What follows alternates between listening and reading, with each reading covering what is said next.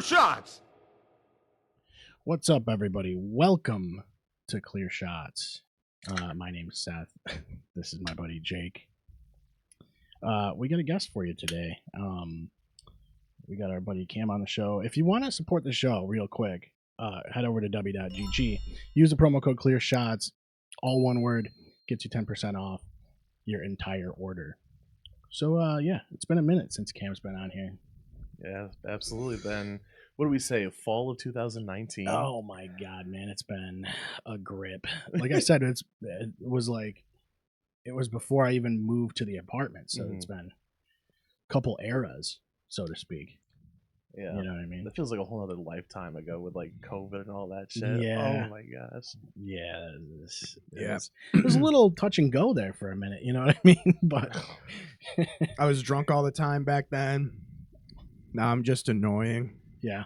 I think we were all drunk by then. Like, I feel like everyone's was like, I'm only drinking on the days where I'm gonna be on Zoom with someone. Yeah. At least that was my rule. Yep. Yeah. Interesting rule. Way to approach it.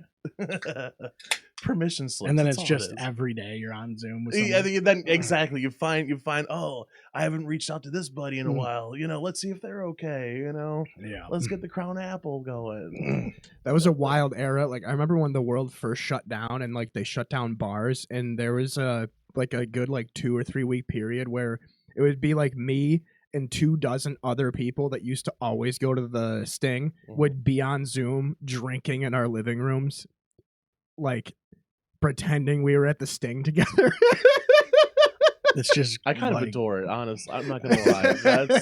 That's actually super sweet. Like way to get the folks together, you know. It was fucking wild. You know, it's funny that all just kind of stopped. Like, I don't know. It's like you still could do that, still hang out on fucking Zoom or whatever. I mean, we do gaming stuff on Discord or whatever. Yeah. But there's no. How's Zoom doing? How's their stocks doing? I wonder. When I was in rehab, that's what we used was Zoom. So, I mean, Skype is dead because of Zoom. So, Sure. Which is really funny. There's a comedy video that I saw. I don't know who it is. Some dude from it was like a College Humor type thing. Sure. Where this guy was like, you know, why use Zoom when you can use Skype? Skype is free. It's been everywhere. But it's like, Zoom was just easy. Yeah. Yeah. But it was free for 40 minutes at a time. Then you had to start a new one or just get the $15 subscription. I was doing that for a couple of years after COVID. Their stock in 2021 was at $433. And then look at this just absolute drop off. Dude, you know a lot of people invested probably around here too, you know? Yeah. That's what nobody talks about is the Zoom bubble. You know, they're all talking about the AI bubble. There's no Zoom, the Zoom bubble. Yeah. Well, it was a learning curve for some people too. At that time, I was in grad school, and it was all virtual online, and all of our classes, or we would congregate for class once a week. It was kind of optional. Well, I thought it was optional, but so it wasn't really optional. But so by the time COVID came around, they were like, all right, folks, you fuckers know how to use this already. You have no excuses to not be here in class. But I remember my sister lived in Missouri at the time. She moved to Oswego with the last year. But we did her twins' gender reveal party on Zoom with a bunch of boomers and Gen Xers, and it was a fucking disaster. It was every 5 minutes they were like, all right, we're gonna play a new game, and Aunt so and so or Grandpa this or that would be like, huh, including my parents. They'd be like, what? I don't get it. What is it, huh? Yeah. And shut the fuck up. Yeah, there's a certain let them point talk. where you maybe have too many people. You know what I mean? Right. There's even when we did our podcast over Zoom, it was we would probably max out at 5 people or something like that, which is still too many. Mm-hmm. And at the point where people are dropping in and out of the shot because the thing only focuses on you if you're talking. Right. Mm-hmm. So it was weird, but it was still cool that we were still able to do it that way, you know? And there is kind of a charm to it during the time period. Yeah. And some of those people, you know, I don't know, maybe wouldn't want to come on the show specifically, or some of them were out of town. Yeah. Fair. Like, so it is cool, and I do eventually want to do like some Discord guests because we can. It's Yeah. very easy to do. I actually have the guy. His name is Ben. He was one of my house managers when I was in sober living. He also does a podcast. We'll plug it here, called Let's Get To It podcast. He's basically doing Out of the Woods, but he's still down in Philly. And where I'm planning on getting him on to do a collaboration, like a double dip. Out of the Woods / Let's Get To It. Yeah, YouTube is really cool about that stuff now. You can actually collaborate with other creators. And Yeah. it'll show you the video to both audiences, which is really nice. So it's like if we put it on YouTube, it'll pop up like Clear Shot Studios and Let's Get To It. So then when you click like the user that uploaded it, it pops up with both channels, Right. which is pretty dope. Yeah, it's really dope. Honestly. It's pretty cool. We do it for Burning Hammer Wrestling so that it says Burning Hammer Wrestling and Clear Shot Studios. Mhm. Like, because we have two separate channels, mostly because I feel like a lot of people who are wrestling fans they might not be interested in this shit, and vice versa. But some might. There might be a crossover. Exactly. It's like, oh, like I fuck what they have to say outside of wrestling too. I think I might use it to our advantage and collab with my gaming channel because I have a ton of subs on there now. Yeah. And it's like start throwing it at those guys. Maybe they'll click on something. Why not, man? You never know how those You gotta get ahead. demographics, Yeah. intertwine, and all the same like similar interests and stuff. Yeah. Well, and it's funny too because there was a clip or a short or a reel or whatever that we uploaded from the last episode of Clear Shots where Seth and I are talking about emulating video games, and I looked on Instagram the other day and it has over 2,000 likes. Which is like then the rest of them will just have like a dozen or so, and then that specific one has over 2,000. Yeah, that one's weird to me because Instagram is really hard to get reach on for some reason. Because we don't put money into advertising. Right, whatever, no, so me neither. Right. I would occasionally, like on TikTok, if I just want something to get out there to people, but TikTok isn't bad though because you'll get pretty decent exposure just in general. TikTok is mean. There's a lot of, they don't like me. They hate me. No. TikTok hates me. Oh no. Well, I always love the Poor like, Jake. why are you doing a pot? Why are you doing a pot? It's like, dude, I'm 34 or whatever, and it's like, we do this for fun, Yeah. obviously, Right. But I think the cool thing is when you get older, there's not as much shit that you can do to like just be goofy and have a silly goose time. You know what I mean? So like that's what we're trying to just cultivate.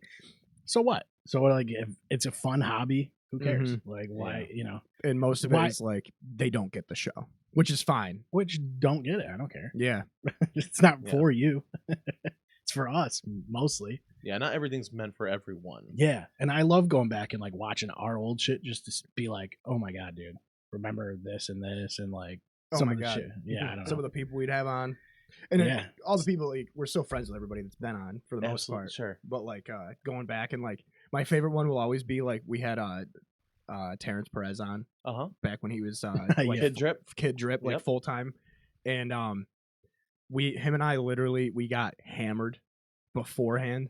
And like just went for like an hour and a half, and like I go back and like it's funny now, that I'm sober, and I go back and I'm like, Jesus Christ, what the hell?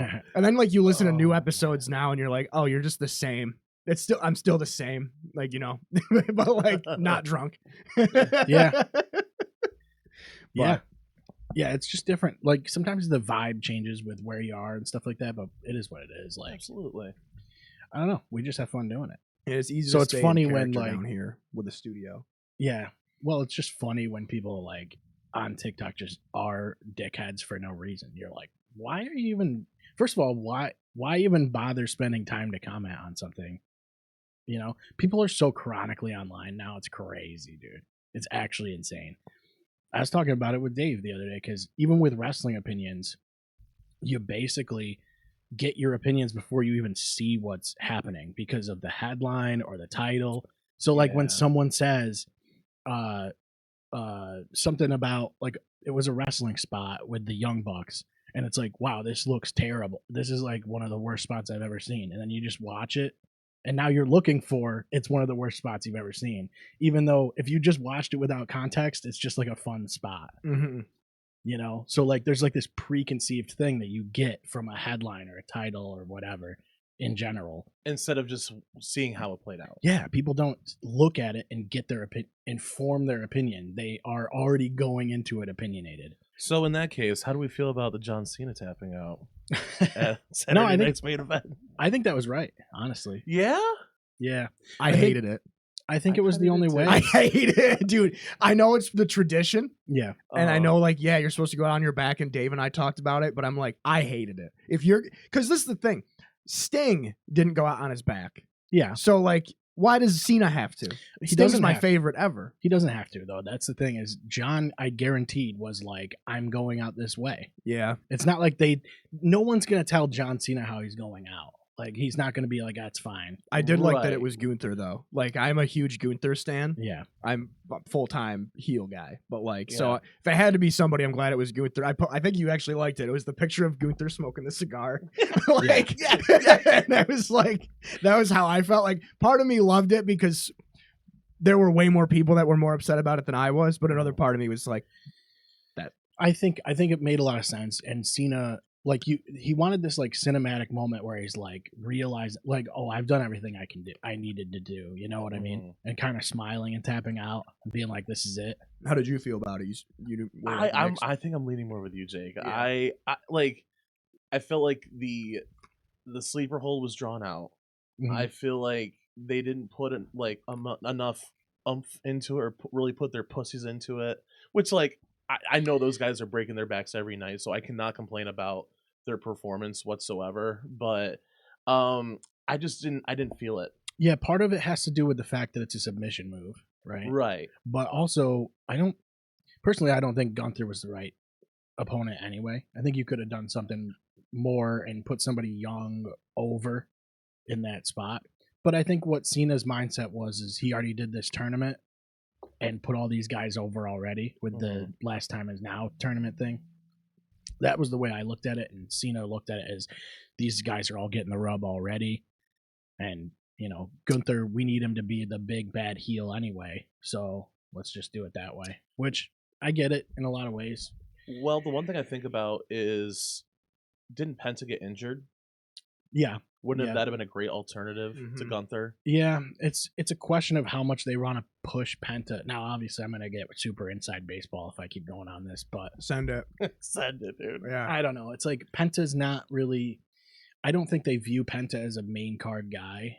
Like, Okay. I think they view him as more of an upper mid carder where it's Like like the IC. he's an entertaining guy. He's there to hype up the fans. I don't think he's. Yeah, I think he would be an Intercontinental guy or U.S. title guy. Sometimes you just don't see like luchadors that are in the main event picture anymore. That's fair. You know, they're kind of. Penta's my other favorite guy though. He's great. But, dude, I'm right with you, man. Yeah. Gunther and Penta, Penta, I feel like he's got the whole package. Mm-hmm. He's got a great gimmick. He's got the pyrotechnics. He's got, the fandom. He's got the moves. Some of them, like, I don't love because I feel like they're super dangerous. The Canadian, the front flip pile driver that he does.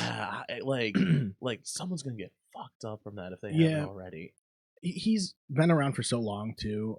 Like I used to watch Lucha Underground, and he was like big on Lucha Underground. Mhm. And man, when I saw him debut over there, I was like, holy crap, like this is cool. They did a good job debuting Penta. They made him feel like a big deal. Mhm. And that's why I think that's a huge reason why he was vaulted so well. Now we're talking like it's Burning Hammer Wrestling right now. I feel like I'm on the other podcast. Yeah. So, well, yeah, Burning Hammer Wrestling, go over there if you're interested in wrestling. Yeah, and Content. it's a show that I'm not on, so there's. You were on it once. He subbed in. He subbed in. One I did time. sub in once, and I was like, "What is this? I don't know what this is. Where's Sting?" Huh? Yeah, he was Yeah, like- it's like I know Sting and I know Edge. Yeah. I know HBK. Yeah, man.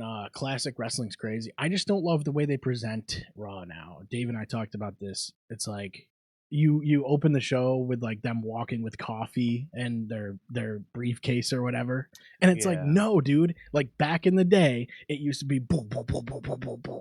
Welcome to Monday Night Raw, and it was all fired up like immediately. I just feel like this weird because for me, when you show all these guys walking in with coffee, it ruins the Mystique. yeah, because you know who's going to be on the show. Yeah. I wanted to tune in to be like, oh, dude, I hope The Rock shows up tonight or whatever. You know what I mean? It kind of kills that off. And I Fair. hate that. I hate it. It reminds me of like the pre-show stuff they do for other sports like basketball. Like you'll see Curry coming in off the bus. That's what they're aiming for. Yeah. And they want to present it like it's it's weird because they want to present it like it's real, but they also are super clearly acknowledging that it isn't nowadays. They have a straight up documentary called Unreal. Yeah. And they literally are like, it's not real. So which one is it? Like, how are you gonna do this? That's why I don't like it's why I'm so cynical about most things, because I hate when the things that I like become popular. Because then they just change fundamentally. Well, here's the thing I like about AEW, what they're doing over there, is they present it as if the matches matter, like wins and losses matter. So they'll show a record sometimes, and they'll be like, this is his AEW record. And they'll have tournaments and things like that a little bit more often. So your wins and losses matter a little bit. In WWE, it doesn't feel like they do. It feels like every match ends with someone running in and or like the referee calling it off because somebody hit a low blow or hit him with a weapon, or like there's never a clean finish on Raw, it seems like. No. Yeah, that's a good point. I mean, there is, but a lot of them feel like they're all run-ins. Like I don't watch often enough to really have a concrete opinion, but for me it's like it feels like when I do tune in to watch Raw, I'm just like, oh, this is like what I would do if I was playing SmackDown versus Raw or like WWE 2K. Like it just feels like, oh, they cashed in their fucking points. They're like, yeah, let's do this. Let's have a Money in the Bank thing. Let's have a guy break in, and I feel like let's have someone come in through the crowd. There's too much talent with WWE that doesn't get used enough. That's the way I look at it. Yeah, that's fair. That's why I'm a Royal Rumble guy. I'm checked out. I'm not a fan right now. As soon as Royal Rumble hits, well, you also see the true surprises. Yeah, in that, right? You never know who's gonna go out there. Yeah, and sometimes I don't love, because like the rumors Chris Jericho is going to come back, but I don't really love that they always wait until the Royal Rumble to do it. It's like sometimes you want him to come out on Raw and go into something, like into a feud. Yeah, I'm ready for Cena to come back. You know what's going to be the sickest thing though is if he does do the Rumble, and then the thing's counting down 6, 5, and then it goes into the Jericho countdown with the Millennium Clock, dude. That would be filthy. Oh. That's the way you have to do it. Oh, that would be so Break cool. the walls down. That was the thing. We would do that all the time, where we would just be hanging out before we started recording, and then like, real quick, let's watch Jericho's WWF debut. It's so good, dude. That and like Enzo and Cass. We're like the two, like we would just watch Enzo and Cass's Raw debut all the time. Dude, I loved Jericho's debut because they threw him right in with The Rock, and The Rock's like, what is your name? And he goes, I told you, it doesn't matter what your name is. Dude, the crowd pops were crazy on that. Man, my favorite pop in recent history is when Edge came to the Rumble in 2020. Yeah, I cried. Oh, dude, I literally cried just like talking about the Hardys got a big one too when they came back at WrestleMania. Oh yeah, that was a big goddamn deal. Yeah, dude. Edge some of that. Ooh, yeah, I got some tingles too. And the thing is, like, Jericho's debut is just on Raw, so like you're trying to compare. Sometimes you want to compare like who's got these huge pops, but WrestleMania is different. Like, I watched Mania 40's main event again last night because I was like, damn, that was really sick. Was that when Cody Rhodes finally won? Yeah, and so there was the spot where Undertaker shows up. Yeah. And it goes, dong, and the pop there is just, oh my God, dude. I remember that. I fucking went crazy. That was insane. Well, they had so many different... I don't think I've seen the match from beginning to end, but they had like all these people come out of the woodwork, right? Yeah. It was actually a good match between Cody and Roman for a while. And it was a long match, and then all of a sudden you have Jimmy Uso show up, Jey Uso shows up to help. Yeah. Then it was like you had Cena, The Rock, Rollins came back with the Shield gear, and then you had Undertaker as well. So it was like escalating pops, right? Dude. It was crazy to watch. Right. They did a great job with that, and then I don't know. It feels like it's not quite as good as it was at that point. It felt like they really had something going, and I don't know what it is with WWE. Maybe I'm just watching too much AEW but it they feels like they take there's- chances. I feel like Yeah, a lot more like nowadays. I feel like the guys on Raw again. Like I can't like I couldn't take a bump without bitching about it. But Oh, yeah. like but I feel like these guys are kind of going at like 0.75 speed nowadays, and yes, trying to play it safe, which like I get, like safety is their number one priority. it's longevity too. Yeah, absolutely. But like that's why I love guys like Braun Breaker right now, is because like doesn't matter how safe he is actually being, Yeah, he looks like he's cutting people in half. right. Mhm. Yeah. I miss that. You know Yeah, what I he mean? goes hard. Yeah, I want love him. guys He's a that bum. Yeah. He's a bum. I miss the old school mentality. Like if you hurt somebody, you hurt somebody. You know, it just is Yeah. how it goes. I that's why I like Drew McIntyre. Yeah, I didn't hate that he got the title. Dude, that was big awesome. fan. I didn't, dude. He's fucking great right now. He's a Yeah, badass. I prayed for this and it happened. And then he goes, and then he talks about how the crowd wasn't like all the fans weren't there for him and all this. Dude, his promo on SmackDown was really Is that a good. Drew McIntyre quote? Because I've been saying that He says it recently all the too. time, yeah. Really? Because I said that Sunday night. I said that last night at the end of the Bills game. I was like, I prayed for this and it happened. Yeah. Watching Will Lutz send Buffalo back home. Yeah. So you're like a music guy. Yeah, sometimes. I gotta ask you this because I've only talked about it with Dave like a little bit. Mhm. But how do you feel about AI music? I'm not worried. Like from a a place of concern, I'm not. I think it's fun. I think it's cool.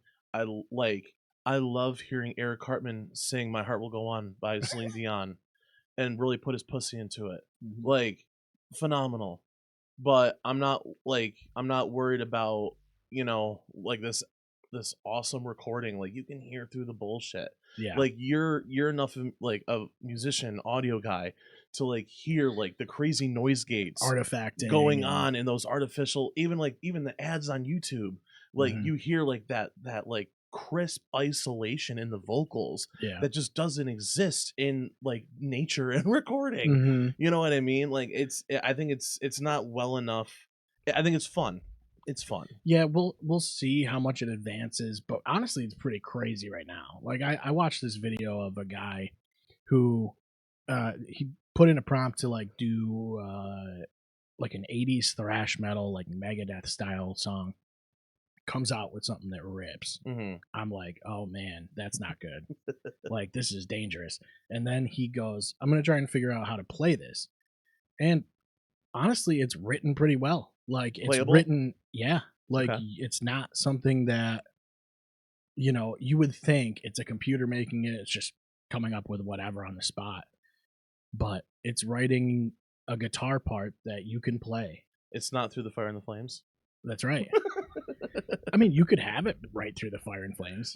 Right. It depends on what your prompt is and what you want it to do. But Because like, didn't they like speed up their guitar playing to make it sound like what it actually? there's a lot of weird stuff with Dragon Force. They use they use a lot of synth to kind of add into their guitar parts. Okay. And if you watch them live, you can see what they're doing. But I'm not going to say they're terrible Mm-hmm. because they can play a lot of those parts. That's the reality.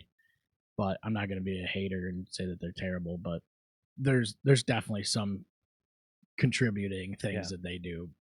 But a lot of their writing is pretty cool. But some of another thing though is that a lot of their choruses are pretty damn close to the same exact thing. And everything's far away and everything's Yeah. they're using the same lyrics over and over, and you're like, okay. If you listen to like Operation Ground and Pound and then Through the Fire and Flames, you're like, those choruses are like super super the same. Yeah, the two that always get me, it's Through the Fire and the Flames and The Last Journey Home sound exact. I mean, I'm listening to The Last Journey Home in my head right now, and then as soon as it gets to the chorus, it switches to Through the Fire and the Flames in my head. It's very So far away. Yeah. yeah. Everything's far away. for some reason. And it's like the I don't know the technical term for it, but it seems like every song they go, whoa. Oh, they definitely do well.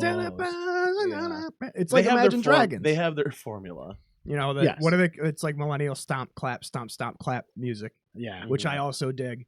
But like, Yeah, and like I don't want. It's like on one hand you like the band is going to sound the same every time. You know what you're going to get. yeah, like But or AC/DC, every song kind of sounds the same. yeah, but I love Between the Buried and Me, and every album is different. Yeah, It's completely different. Yeah. So, Like, but I've experimented with Suno, mhm, and dude, some of the shit it can do is really, really, really cool. Like yeah. if you get the like pro version, you can. I've got scratch tracks for songs that I've written. You can take the entire recording with vocals, put it into Suno, and say, do this in this style, or do it, or make it as accurate as you can. And it'll basically put out the exact same song with the same vocal melodies, all that stuff. And you're like, this is actually crazy. It tries to make profiles for your voice. So if you put your voice in as a track and upload it, it'll try and like replicate that voice. Mhm. So it's like you don't even have to. If this gets better, some people are going to start to find where there's this. Because right now it's an uncanny valley, sort of. You Mhm. can hear when it's artificial. But man, it's scary because at some point you might not be able to tell. That's a good point. And Like, I'm wondering how the algorithms pick this up because I think it's Bandcamp that's trying to block artificial intelligence, like music in general. mhm. How are they going to pick it up? You have to have an algorithm that's going to be able to do that. Yeah, there always will be things to kind of help like solidify or Yeah. verify, as the technology advances, which like yeah, it's great right now. Obviously it's flawed, but Dude, it will evolve. It will it'll evolve. straight up like with the pro version, it'll even say you like I've done it. I've downloaded the stems. Mhm.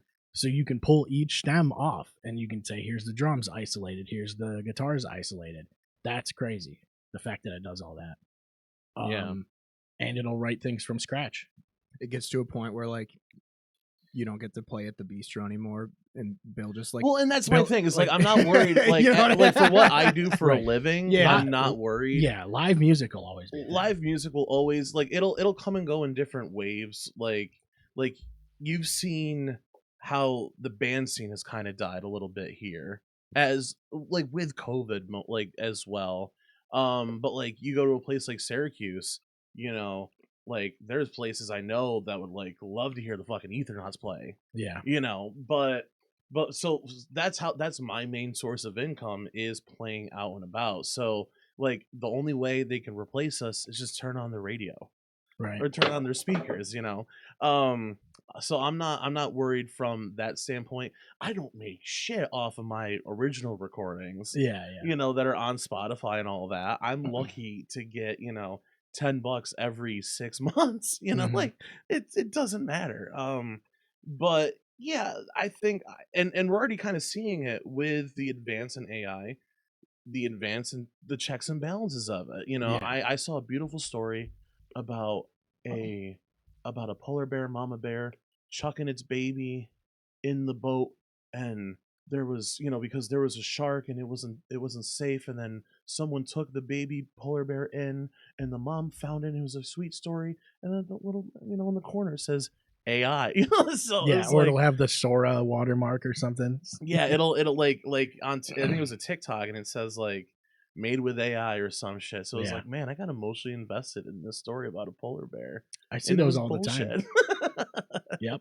My- People are like rescuing animals. And it's like, Yeah, my favorite yeah. AI videos are when people have like the transparent like glass sky bridges, and then it's just like a really fat lady and she falls on the bridge and then falls through the Grand I Canyon. love the ones that are like clearly AI. Yeah. When it's Right. just right in your face and it's shit that's never gonna happen. There's a It's awesome. Right. Facebook group that I'm a part of, that I'm actually a part of, Mhm. not just ones that get recommended to me like the last episode. Yeah. But like it's called like boomers getting tricked by AI, Oh, and it's just man. like Oh, unbelievable, dude. I can't get enough of it. Then there's another one that's called like Is This Made with Peaches and Cream? mhm. That's another just people getting tricked by AI. And it's Yeah. always like the same. It's like either like outrage bait from like whatever's happening current events, and they try to make it look like live news with shit going crazy. Oh, Or it's yeah. like for whatever reason it's always like a US like military member that's just like Yeah. on FaceTime like crying, and you'll just have like, "Thank you for your service," and it's like, no, they didn't even spell U.S. Army right on the patch. Like, like the American flag like has no stars on it, Just and it's stolen like valor at its worst. yeah, like AI stolen valor is crazy. That was the big thing when it first like really got big, was they couldn't do words for some reason. Even if you tell it the words to use, it couldn't quite figure it out.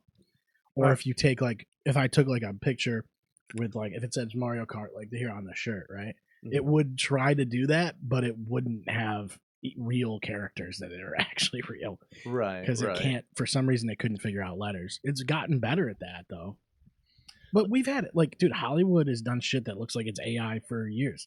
Like all Look those at the scenes, Star Wars prequels. I cannot stand the second I see like a scene where someone's falling off of a bridge or something, and they grab on and they hold on with their little fingers or whatever. You're like, dude, you wouldn't be able to do that. And Like the maybe Princess you Bride? would.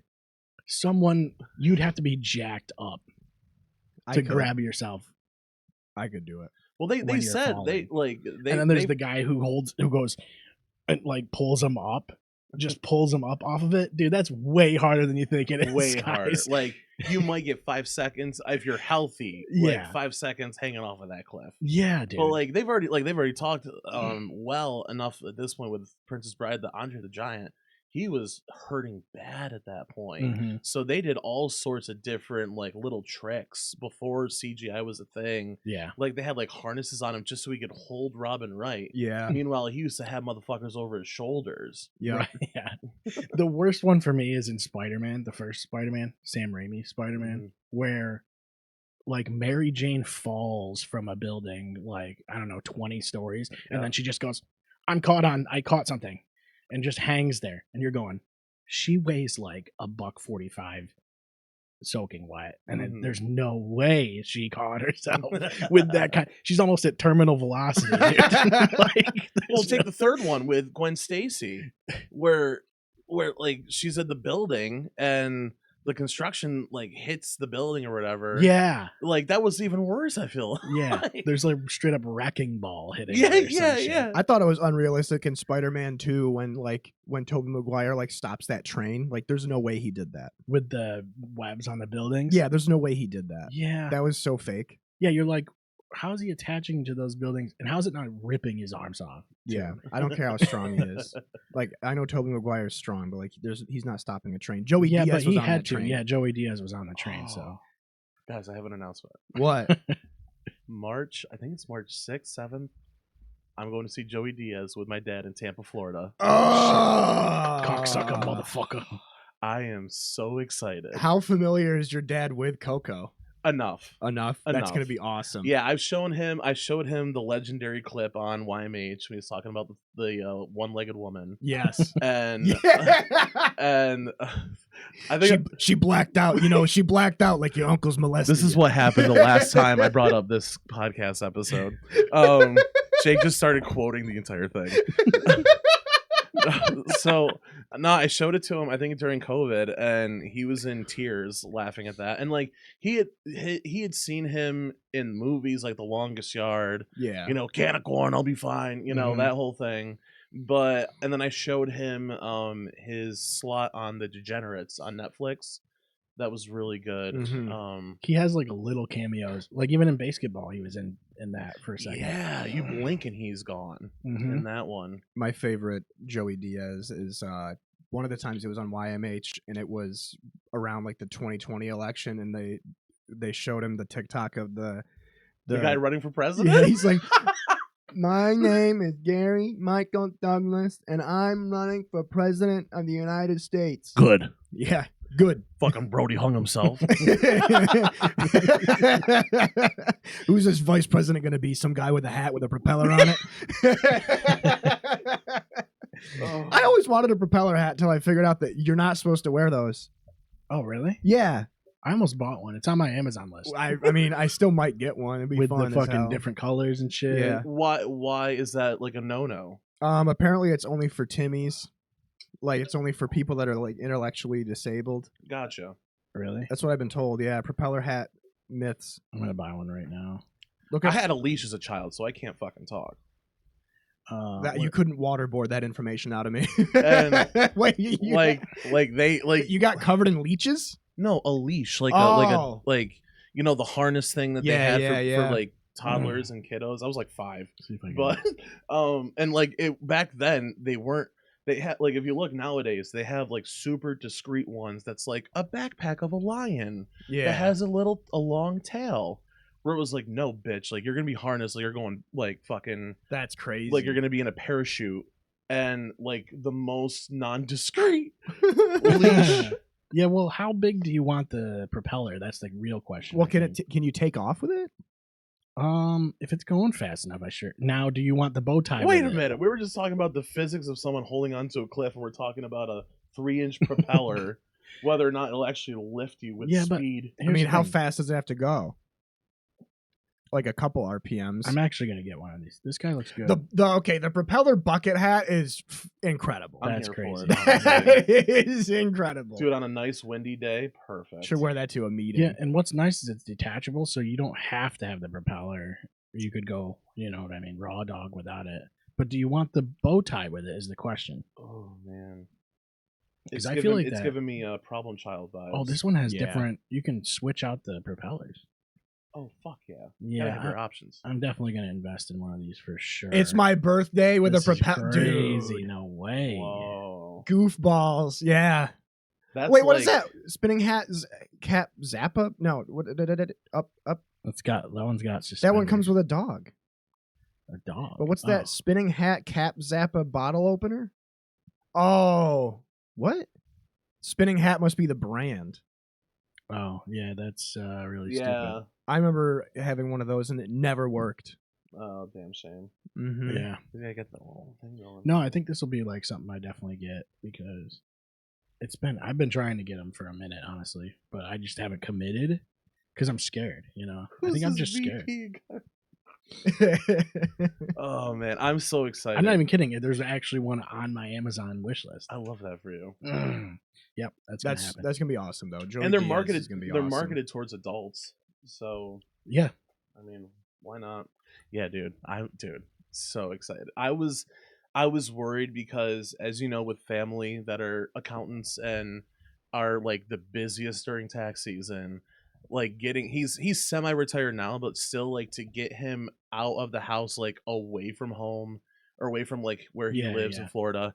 I thought it was gonna be a lot easier said than done because it's like almost 2 hours away from Tampa. Right. And so I was talking to my mom about it, and I was like, I don't know if this would be a good Christmas gift for him, because it's like a couple hours away, and I didn't realize I was on speakerphone at the time, and I was like, and she was like, well, who's the comedian? I said, Joey Diaz, and I hear my dad, Joey Diaz, get the tickets. I was like, yes. Yeah, we're going to that. Yeah, no, I feel that 100%. Like you know just as well as I do. Like from basically like first week of June to like the third week of April, my dad doesn't exist. like it really, you can tell when tax season starts because like you can go through our text conversations and it's literally just like good morning, good. Like we just say good morning to each other, and then like I even called him today. Today's a Sunday. He's in the office, so Yeah. I'm gonna assume he was. I'm gonna hope he wasn't ignoring me because I even left him a voicemail. And I was like, "Hey, hope you're having a good weekend." I go, just wanted to talk shit about the Bills with you. But yeah, no, my dad growing up, he would leave at like 5-6 in the morning and come back at like 11 midnight, sometimes 1. damn, It was pretty wild. Yeah. Yeah. So my mom is very happy that he's only working 40 hours a week now. only 40. Yeah, I know. Yeah, I when you worked. think about it, it's like 40 hours sucks either way, but I worked with my dad for one tax season, and it was like basically 7 a.m. to 5 or 6 p.m. 7 days a week. What did he have you doing? I was just doing inputs. Okay. So like they were doing him and my grandma would do the tax returns by hand, and then I was just putting them all on the computer and Do a sending hunt them and to pack. IRS. Yeah, just throwing in the documentation. Yeah, Okay. so that was dope. That was actually really fun. It was just fucking so busy, like just Sure. nonstop, just like Sure. then just checking everything. Because like they've been doing it. I mean, my grandma's been doing it for 61 years. Right. My dad's been doing it for like 25 or 26 years. So like, you know, it was mostly double checking my work. They It's were a very pretty much fun part of the perfect. show, folks. Yeah, for yeah, those. yeah. We're talking about accounting. I know, like I was mentioning on the way down, on the way into the studio, I was like, yeah, I have like anywhere from 5 to 7 W-2s I have to file this year, because I can't remember if my W-2s from Riverwalk will count for this season or not. I have to find that out. But yeah, I have a lot of. I'm hoping next year I only have the one W-2 to file. We're gonna pray on that one. Fingers crossed. Yeah, nothing like a good W-2. You know what I mean? Big fans of it. Yeah, Big fan of it. I'm just glad it's not like a bunch of 1099s or anything like that. Like, it's all just. And I didn't, my grandma will be like, well, Jake, it's great because you didn't have to go on unemployment. And I'm like, that is a bonus. I didn't go on unemployment at all last year. I just bounced around. Like, you throw a rock in this city and you can hit a business I worked for. There's always a silver lining. Yeah, and I mean, I still technically work for the bistro and sort of technically still work for Nora's. I don't go there too often, but like. Because I think actually the last time you were playing at the bistro, I was working. I filled in that night, right at around the Christmas. end of the year. Yeah. So I got a question, because this is highly debated topic. What's that? Hopefully it's not a tax question, because we probably neither of us know shit. Yeah.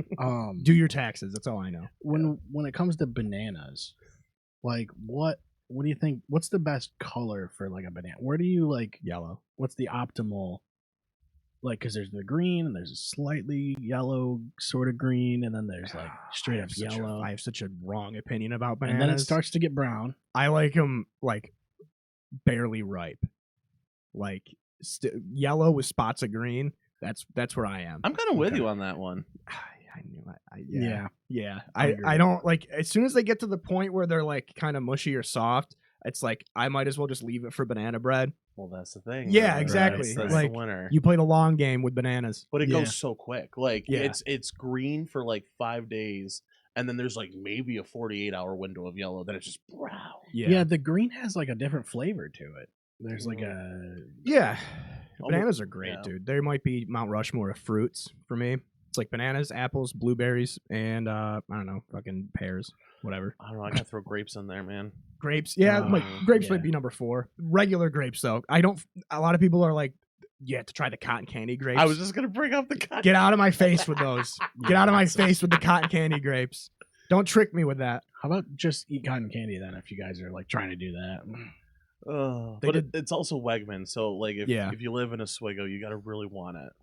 Right. You gotta really want it. I'm not a big Weggies fan personally. When it comes to shopping myself, I might be one of those people that didn't have a diagnosis as a child, and I get very overstimulated in that place, because I feel like there's no order in that place. They don't make the aisles big enough for the fucking carts. Yeah. Like, you can only fit one line of carts in the aisles. Everything's scattered all over the place. There's walls on top of walls. There's 3 different types of music going on depending on where you stand. If you're like near the fucking like the deli, the bakery, and wherever the lobsters are hanging out, like you hear like 3 different. It's the like, lobsters like different genres though. They like different. You must have loved Tops when it had the train going around. I don't remember. I barely remember that. The train. You don't remember that? Tops used to, where the checkout area was, there was a train that would go around the lobby of Tops. Huh, that does ring a bell, I guess, but I have to pee, so I'll be right back. Okay.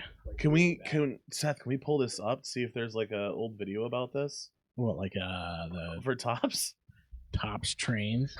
And was this an exclusively an Oswego thing, Jake? Or? It was either Tops or PNC. Well, remember where PNC was? I think Price Chopper. No, Price Chopper is where PNC is now. PNC. I thought PNC was in Fulton.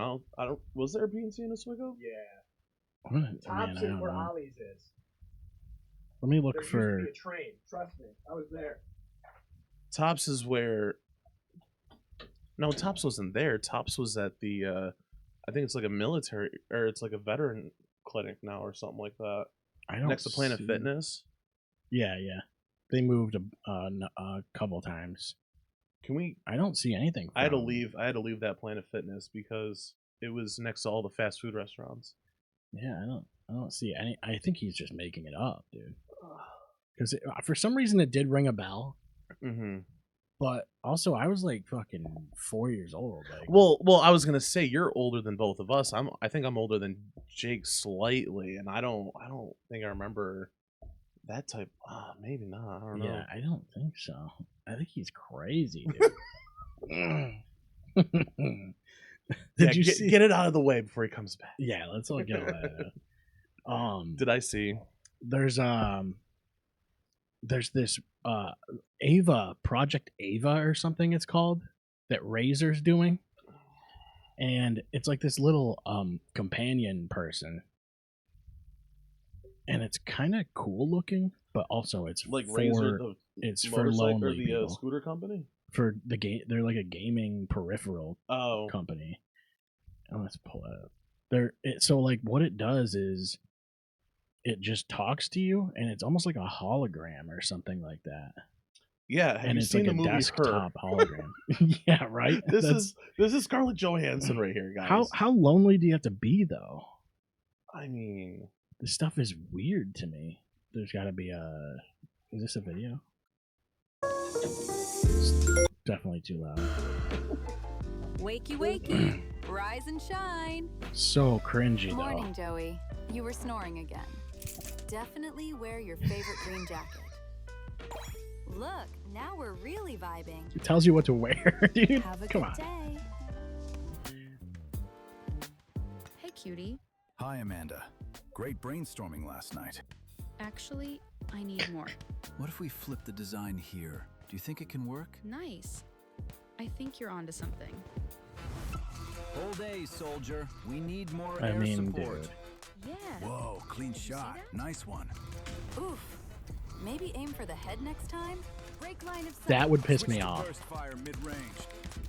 GG. That was amazing. Ready to go again? This is Project Ava. Your Now, AI my just question companion. is, I'm just asking for a friend. yeah. My question is, How naked Does- do they get? that's my second question. What was your question?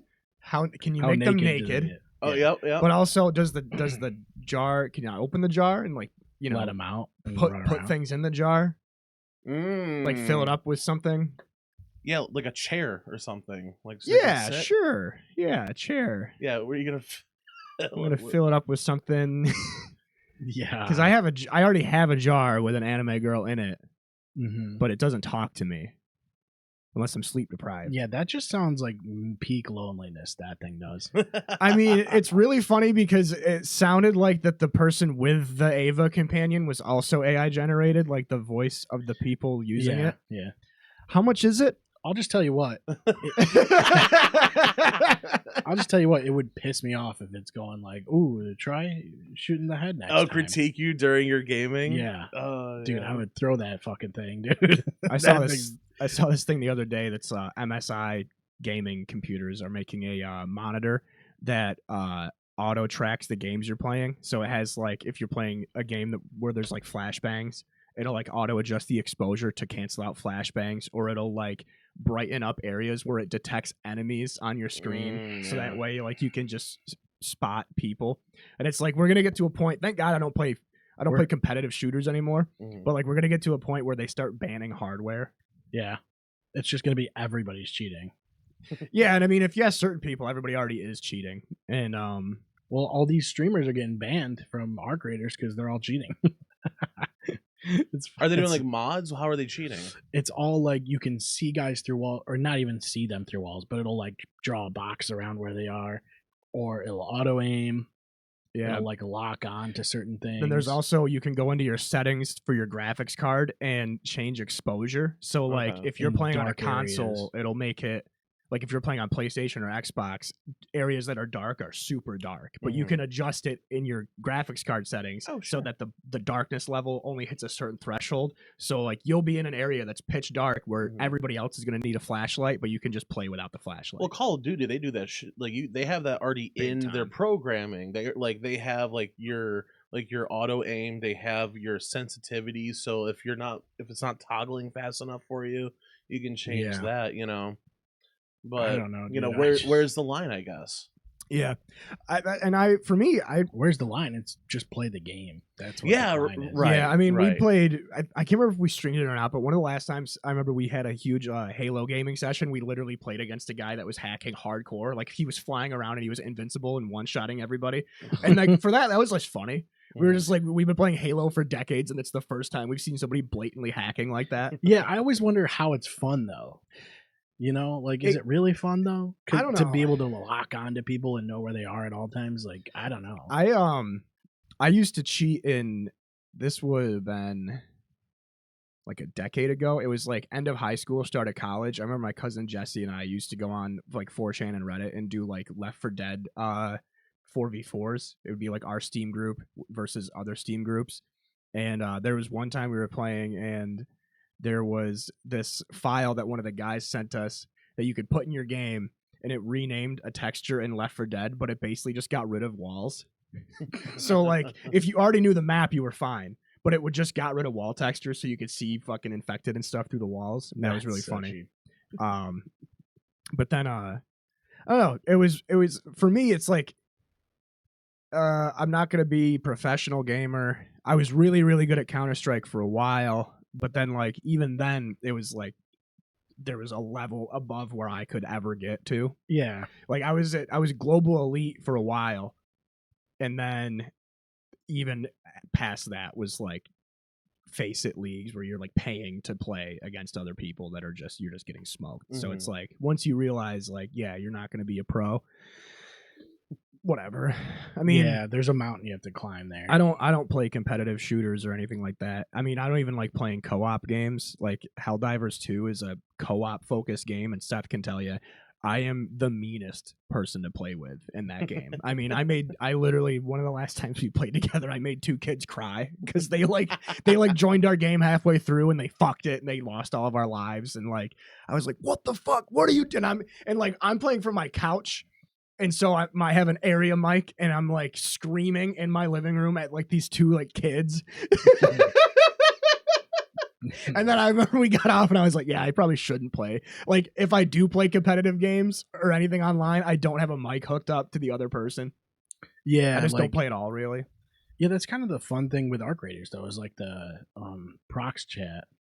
Like I had an encounter the other day I was in a group of like randoms. We ran up to like a window, and there was a bunch of people down in like a pit. It was on Buried City, and they were like, "Yeah, we're they're talking like they're friendly or whatever.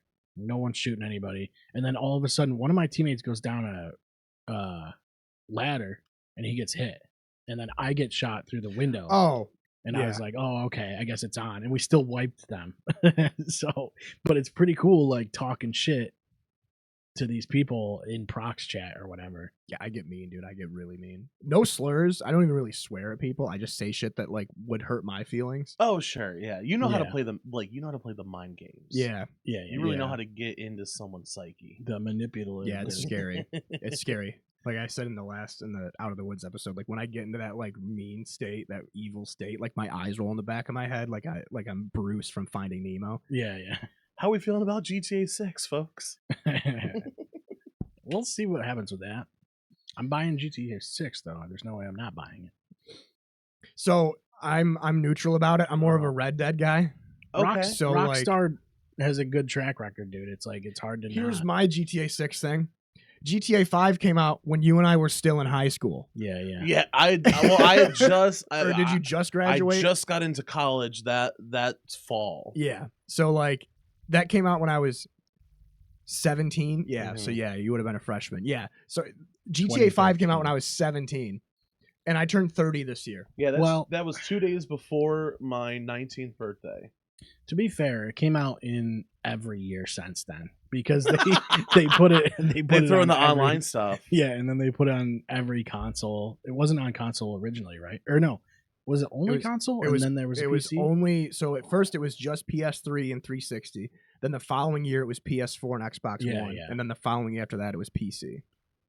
Yeah, that's great. I don't know. What's it on so now? How many platforms is it on now? all of them. All of them. So for me, it's like after they did Red Dead Redemption 2, I was like, I don't think they're ever going to be able to touch that level of perfection again. Mm-hmm. And if it's gonna be as goofy as 5, I can take it or leave it. Mhm. Like my favorite GTA is GTA 4 because it's Mm. just Yeah, you know, 4 is great. it's dude. just really good. bleak and like you don't play as a good guy. It's the closest you can get to playing as Tony Soprano Right. was playing as Nico. Yeah, where it's like a- or like yeah, Walter White, where it's like you're the Sweatsuit anti-hero. and all. Yeah, Yeah. yeah. But like, I loved the dark atmosphere, and I also liked the driving physics. Like I Mhm. felt like it was a little more realistic. Mhm. That cars Um, were heavier, and it wasn't. In 5, you can jump into the air and like control the vehicle while it's in the air, and it's like that's they okay. burnt my ass with 5, and then they burnt my ass with Red Dead 2 as well, because like me and Graham Barney used to play GTA Online a lot, and I loved it. Don't regret that time. Red Dead Online, the same thing, but like they never did any more single player stuff, because why would they? Mhm. They make way more money doing multiplayer stuff, but Yeah, really was hoping for like what burned my ass was GTA 5 or GTA Online still constantly gets updates, and then literally within like 2 or 3 years of Red Dead Online being a thing, they were like, we're done. it got one like last month. It's not new content though. It's not. It's just like it's like seasonal shit. It's the same stuff that so last month was the same thing that they did the year before. It's like goes through loops. Is It's it- not new shit. is It's it the not new fact- jobs. It's not you can't buy houses. You can't even like rob trains still. Like it's nothing brand. It's nothing new.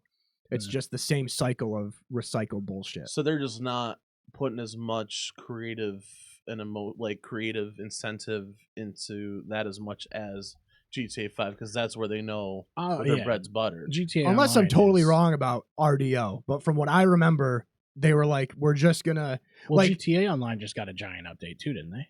I thought they were gonna stop soon. No, they just got like a big update. No, like sure, I remember sure. last it would have been like Halloween 2024. They were like, yeah, we're bringing back the Day of the Dead content, but it was like the same content that they did for Halloween of 2023. It was Uh-huh. just like, in case you missed it, here you go. So Yeah. I have a little bit of a gripe with Rockstar right now, and when it comes to like the physics of the people, the characters, Mm-hmm.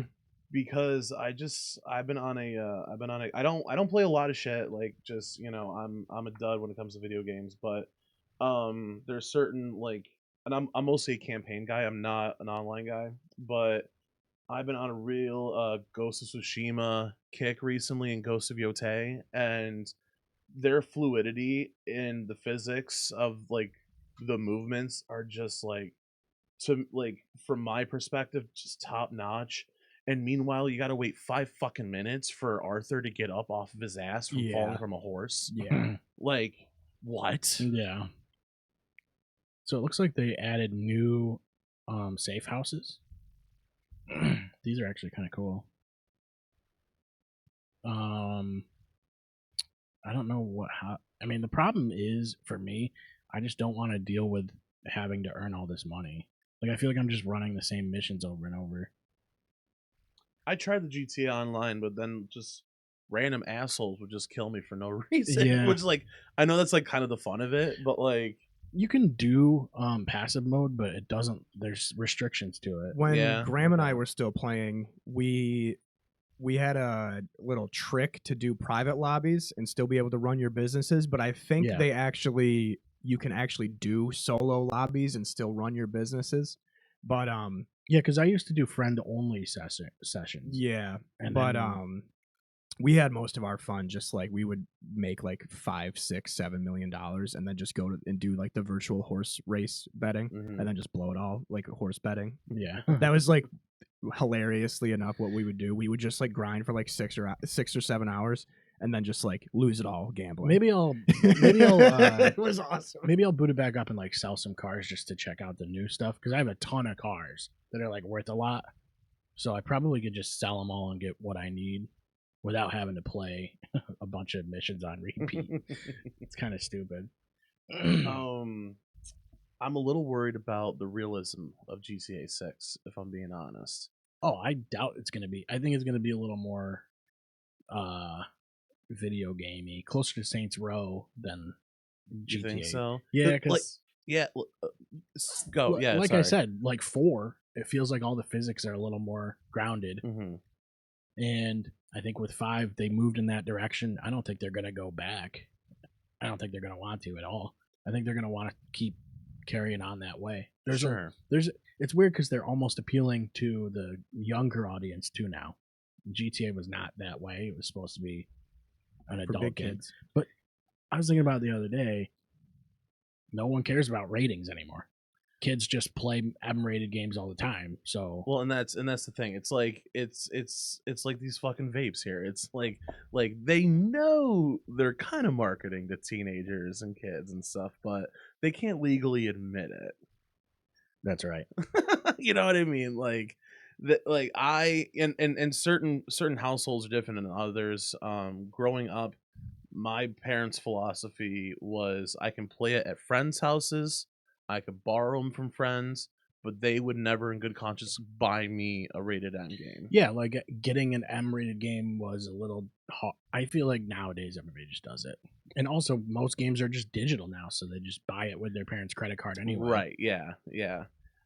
Which is definitely tough. I have a nephew who they like try to have that balance with, and like he does Fortnite and stuff. He's 15, but like, yeah, they're definitely probably not going to get him Grand Theft Auto for Christmas next year. Right. Yeah, it's just different now. Like when I used to go to what was it, like Red's Video or Blockbuster or whoever was around at the time, Mm-hmm. it was you'd go through the aisles and you'd have to basically show your parents what you're getting first. Yep. And that would never work. I told the story about Army of Two. Like I wanted to get that a bunch of times. And eventually they did get it for me, but I was allowed to get basically Kill Death Kill. Yeah, when that was the last episode I talked because I was talking shit about like kids that were when I was a little kid in elementary school, like kids that were playing games for kids, and I was like playing like Metal Gear Solid and stuff. But like I wasn't allowed to play games if it had full nudity. So like God of War was out, Right. Grand Theft Auto wasn't allowed to play. But like then it's like games like Metal Gear Solid 3 are brutal. Games like I remember Fallout 3 came out when I was 12. But it was also like I had Wes and other relatives that were older than me that played video games, and my dad would be like, "Hey, what's this? Like, what are the adult themes in What's this? going on here? Yeah. Like, I'll never forget when God of War came out, and the marketing for God of War was crazy, and my dad is like super big into like Greek mythology sort of stuff. Oh yeah, sure. So he's like, "Oh, cool game! You get to play as this jacked guy with swords and fight like monsters and stuff." He's like, "Yeah, we'll get Jake this game."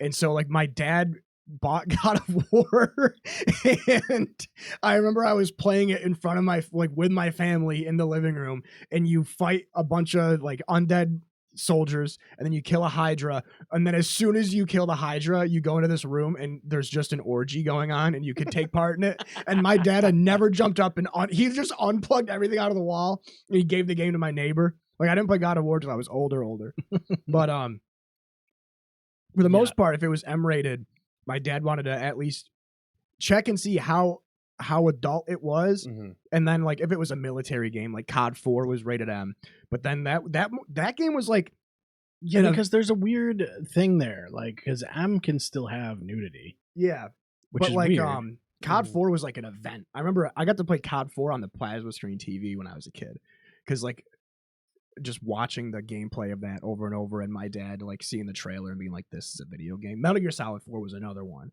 because like my dad grew up, well, when I was growing up, my dad would play Metal Gear Solid with me. That was like his only franchise that he liked. And then when the fourth one came out, he was like, that's happening.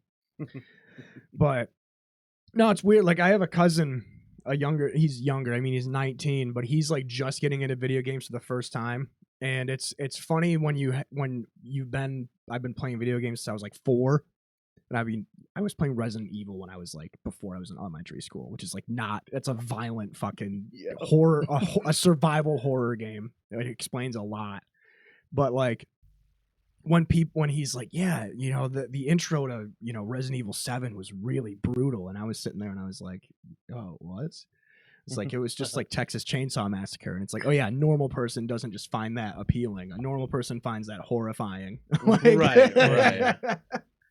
But GTA 6, I don't have a console. I play on PC, so I'm not going to be able to get it for like 3-4 years because I'm not buying a console just for GTA.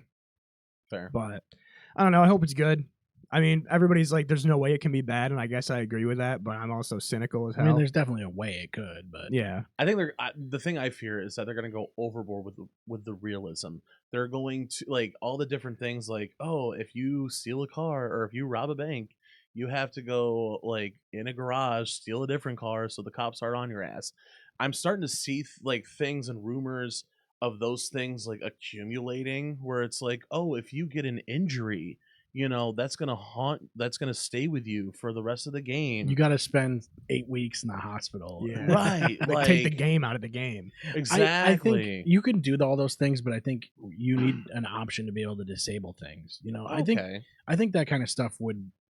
I think people need to have flexibility with their games. This just makes me want to play Red Dead 2. Like Ready or Not.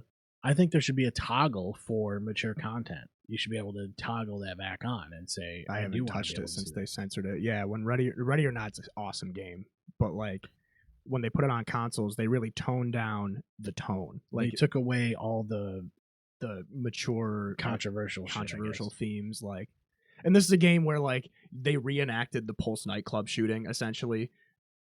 There's a mission where you have to Nice. like stop a school shooter, and like the underlying story of the game is you play as this SWAT team in fictional LA that like you start off just like busting like drug dealers and stuff, and then you Mhm. realize that they're all connected to like this like child sex trafficking ring. Jesus. And then when they ported it to PlayStation and Xbox, they like just kind of cut all that controversial shit out, which like They yeah, still imply all of it's it. all implied instead of in your face. Yeah. But like that's where I am, because GTA 6 is such an event that like they're talking about the updates for Rockstar on like Good Morning America. So it's like, how edgy is it going to be? Like growing up, Grand Theft Auto was always like the edgy, cool, badass game, Right. and now it's like you play it and it's like, for me, it doesn't feel any different from Fortnite. Yeah, it's become more like mainstream. It's just silly. I don't like it silly. Like that's what Saints. You guys mentioned Saints That's what Row. I Like mean, that's yeah. what Saints Row Saints Row. got so silly. In the first two Saints Row games were silly, but Mhm. like Saints Row 2 especially was dark. Why don't they just do another Simpsons hit and run and have that be for the kids? Thank And you. I'm here for it. Yeah, that would be sick, honestly. I played that a little bit because my Steam Deck is just an emulation machine right now. You obtain all your ROMs legally and ethically. Yeah, but the interesting thing with the Steam Deck is I picked up my Switch the other day and I realized how not ergonomic the Nintendo Switch is. That thing is so uncomfortable. It's just It's like a flat yeah. slab. Dude, I was like, I cannot believe I ever used this thing. It would kill your thumb even pushing the A button. It's like ridiculous how terrible it is. But I've been playing mostly like old school games. I even got like the old God of War games because I never had a PSP, so I got like Chains of Olympus and whatever the other one, Ghost of Sparta. Ghost of Sparta. So I got those and I'm gonna try those as well. God of Playing, War like, 3 is so good. I'm doing like Oh the my Star God. Fox games because I never played those besides 64. But I started playing Glover. Have you ever seen Glover? What's Yeah. Glover? You play It's as a glove. so it's a yeah. That So did not answer your question at all. yeah, you play as a glove. Now I was having an internal debate about this one because I'm gonna get a fucking education here, folks. I can't tell if this is a glove based ball game or a ball based glove game. You see what I mean? It's like Monkey Ball. Is it ball based or is it glove based? Is it like Marble Madness? No. So what you do is you're the glove, right? And you roll. Is that this his name ball is the around. glove, or is his name Glover? Glover. Or is it Glover? It's Glover. It's not Glover. Well, now right there, he's not on the ball. But you can do cool shit. Like you can walk on the ball, you can smack it, dribble it, throw it, all these cool things. But the goal ultimately is to get to the ball to the end of the level. This looks like Lazy Man Crash Bandicoot. Yeah, looks bad. Looks like it's not fun at all. It's actually pretty cool. But you No. can get different types of ball, like that are like you can get a bowling ball or like for different situations. So or it's whatever. Marble Madness. But anyway, I couldn't decide if it was a ball based glove game or a glove based ball game. Or Marble Blast. Marble Blast Ultra. I don't know why he's running on the ball on all these pictures because there's like a lot more you can do. But it was an N64 game, so it is what it is. It's fun. It's fun though. That So was all one these that are on the Steam Deck, right? So I have I'm running an N64 emulator. No shit. on there, and so I have like all the old school sick N64 games. Oh man. I think for the N64, the thing I probably played the most was Super Mario 64. And that one has like a mod. There's like a ROM hack that you can get that is a whole new game. It's like a fan made game, which is pretty cool. It's called Star Road. And it's like super hard. Like you have to, even like the basic jumps are like more of the, like they're like the technical jumps where you have to like run, stop, and then jump while you're stopping to do the Yeah. extra backflip thing or whatever. You gotta have it perfect too, right? It's so annoying, especially because the camera's terrible in that game, yeah. and you have to just deal with moving the cameras around half the time. I got on a kick with like the PlayStation Plus where they had all the different old like PS2 games Yeah. and whatnot, and I was a big fan of Jack and Daxter. Yeah! But Sorry, I fucking love Jack and I love the Precursor Legacy. I could barely get through like the first like course where you had to collect all the shit, but like moving through that nowadays it's like fuck, this is a different animal, man. Yeah, dude, it is. so much. It's like It's that's actually crazy. So you start going back, you play retro games, and you're like, these games were hard. Good thing that poncho's on. yeah, dude, for It's real. the time Yeah. I feel like Also, shout out to Valerie. Thank you for the poncho. I feel like Hell all these yeah. games hold your hand nowadays a little bit, and not Mm. even that, but they're easier. They're just easier. Yeah. Like, games are easier to get through now. Back then, dude, it was like, Well, we talked about it the last episode. Like, there's less games, and so many games are like they're worried about shareholders and stuff. It's why I have a bug in my ass about the Fallout and Elder Scrolls games, like with Bethesda, because it's like the Skyrim came out when I was 15. yeah, Fallout 4 came out 11 years ago. Like, but they're like, well, we have the multiplayer versions, and it's like nobody wants that. And Yeah. if they do want that, they're wrong.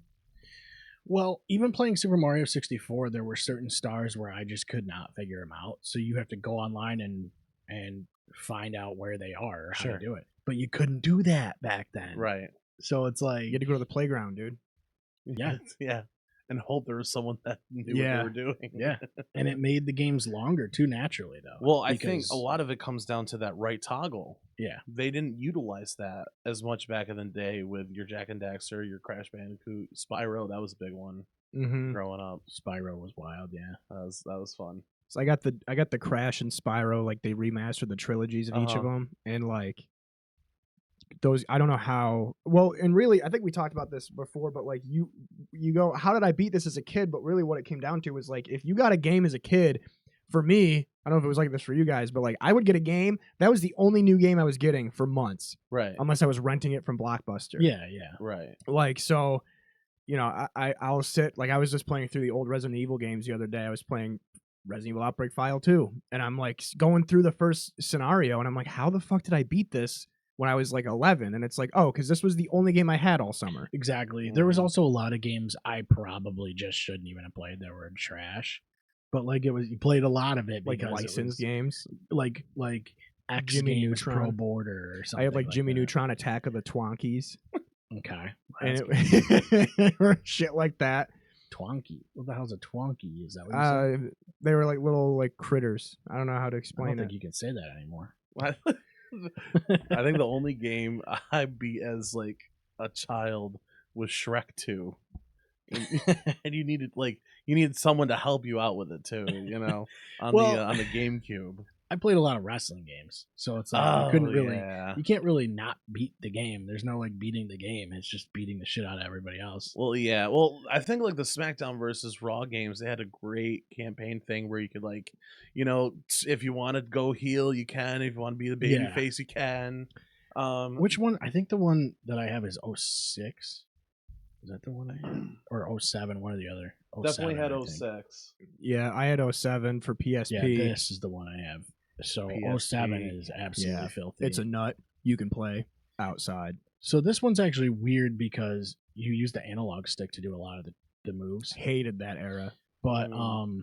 yeah, like a lot of the older like N64 and early PS2 games, it was like an actual grapple system, which there is a grapple system in this. It's just a lot.